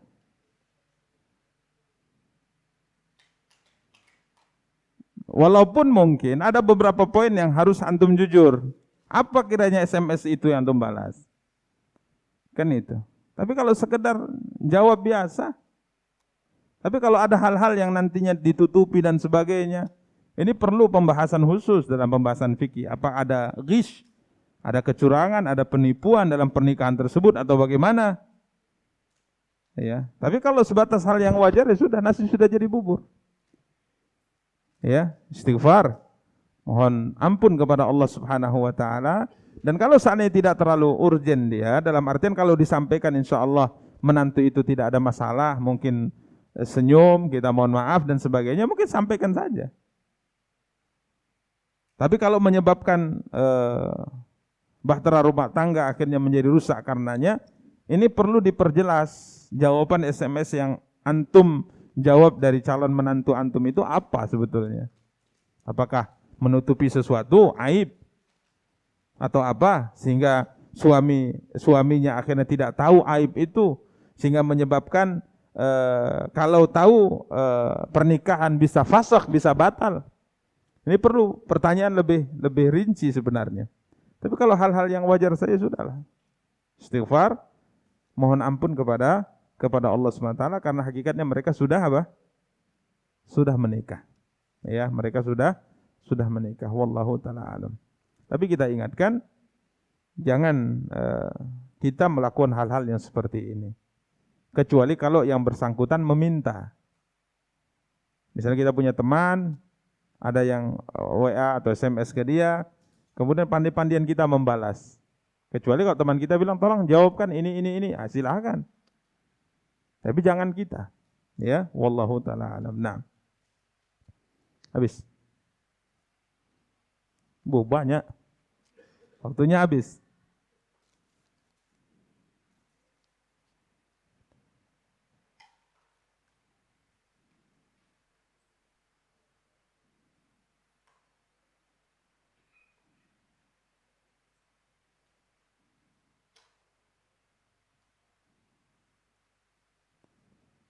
Pertanyaan terkait dengan jika ada syair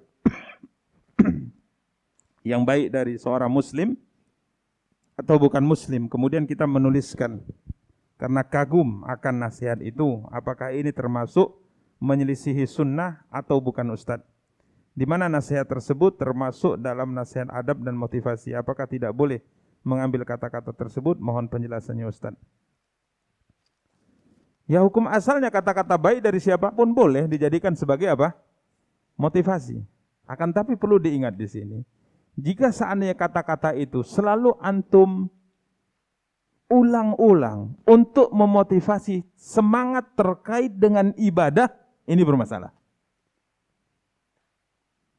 Contoh misalnya ada kata-kata syair yang kalau antum dengar, antum tambah semangat sholat, antum tambah semangat sedekah, antum tambah semangat berpuasa. Sering antum dengar itu, ini dikatakan para ulama. Ya, tidak ada baiknya orang yang tidak bisa mengambil pelajaran dari Al-Quran. Jadi, itu jadi tujuan gitu. Sehingga tatkala antum merasa iman antum turun, antum dengar syair-syair itu supaya semangat. Beda nanti kata-kata motivasi ini memberi antum semangat untuk bekerja, memberi antum semangat untuk atau menghilangkan rasa lelah dan letih di perjalanan, itu beda. Dan ini yang dilakukan oleh siapa? Nabi dan para sahabat. Mereka mengucapkan kata-kata syair yang biasa mungkin mereka ucapkan di masa-masa sebelum Islam. Untuk apa? Menghilangkan kelelahan dan keletihan di perjalanan safar. Bukan untuk motivasi sholat. Di sini yang kita lihat melencengnya sebahagian orang-orang, anak-anak muda yang terjun dalam dunia dakwah atau pergerakan. Sehingga tatkala mereka ingin semangat ibadah, mereka dengar nasyid. Oh, ini semangat nih, kalau udah dengar nasyid ini kita semangat puasa, kita semangat. Salah, tidak ada kebaikan bagi siapapun yang tidak bisa mengambil pelajaran di Al-Quran. Artinya hatinya tatkala tidak dilembutkan oleh Quran, dilembutkan oleh selain Quran, ini tidak ada baiknya ini orang. Quran itu adalah kitab suci Allah, mukjizat kekal yang Allah turunkan kepada Muhammad SAW. Kalau itu tidak merubah hati kita, memperbaiki hati kita, mendongkrak semangat beribadah kita, berarti kita bukan orang baik. Kita tidak butuh dengan yang lain untuk memberi motivasi kita dalam beribadah. Quran sudah cukup. Ini beda ya pembahasannya. Tapi kalau untuk menghilangkan lelah dan letih dalam pekerjaan, mungkin ada kata-kata syair memberi motivasi. Ini yang Nabi SAW tatkala menggali parit di perang Ahzab, perang Khandaq, Nabi berbait syair, tidak baca Quran, berbait syair. Ya, bait syair. Nabi SAW melakukan perjalanan perang. Ada seorang sahabat di tengah malam dalam perjalanan yang sangat lelah dan letih di tengah padang pasir. Ada seorang sahabat bersenandung untuk memberi motivasi sahabat agar semangat dalam melanjutkan perjalanan jihad itu. Ya, jadi bisa saja saya katakan bahwa ada kata-kata baik itu yang dijadikan sebagai pelajaran bagi kita. Tapi jangan itu jadi intinya. Artinya kalau kita nggak semangat dalam ibadah, ingat itu. Jangan, ingat Quran. Ya, jadi kata-kata hikmah itu boleh. Boleh, tidak ada masalah. Ya, diucapkan, tidak mengapa ditulis, tidak mengapa. Selama itu bukan jadi apa? Tujuan utama dalam hal ibadah kepada Allah Subhanahu wa taala. Wallahu taala alam.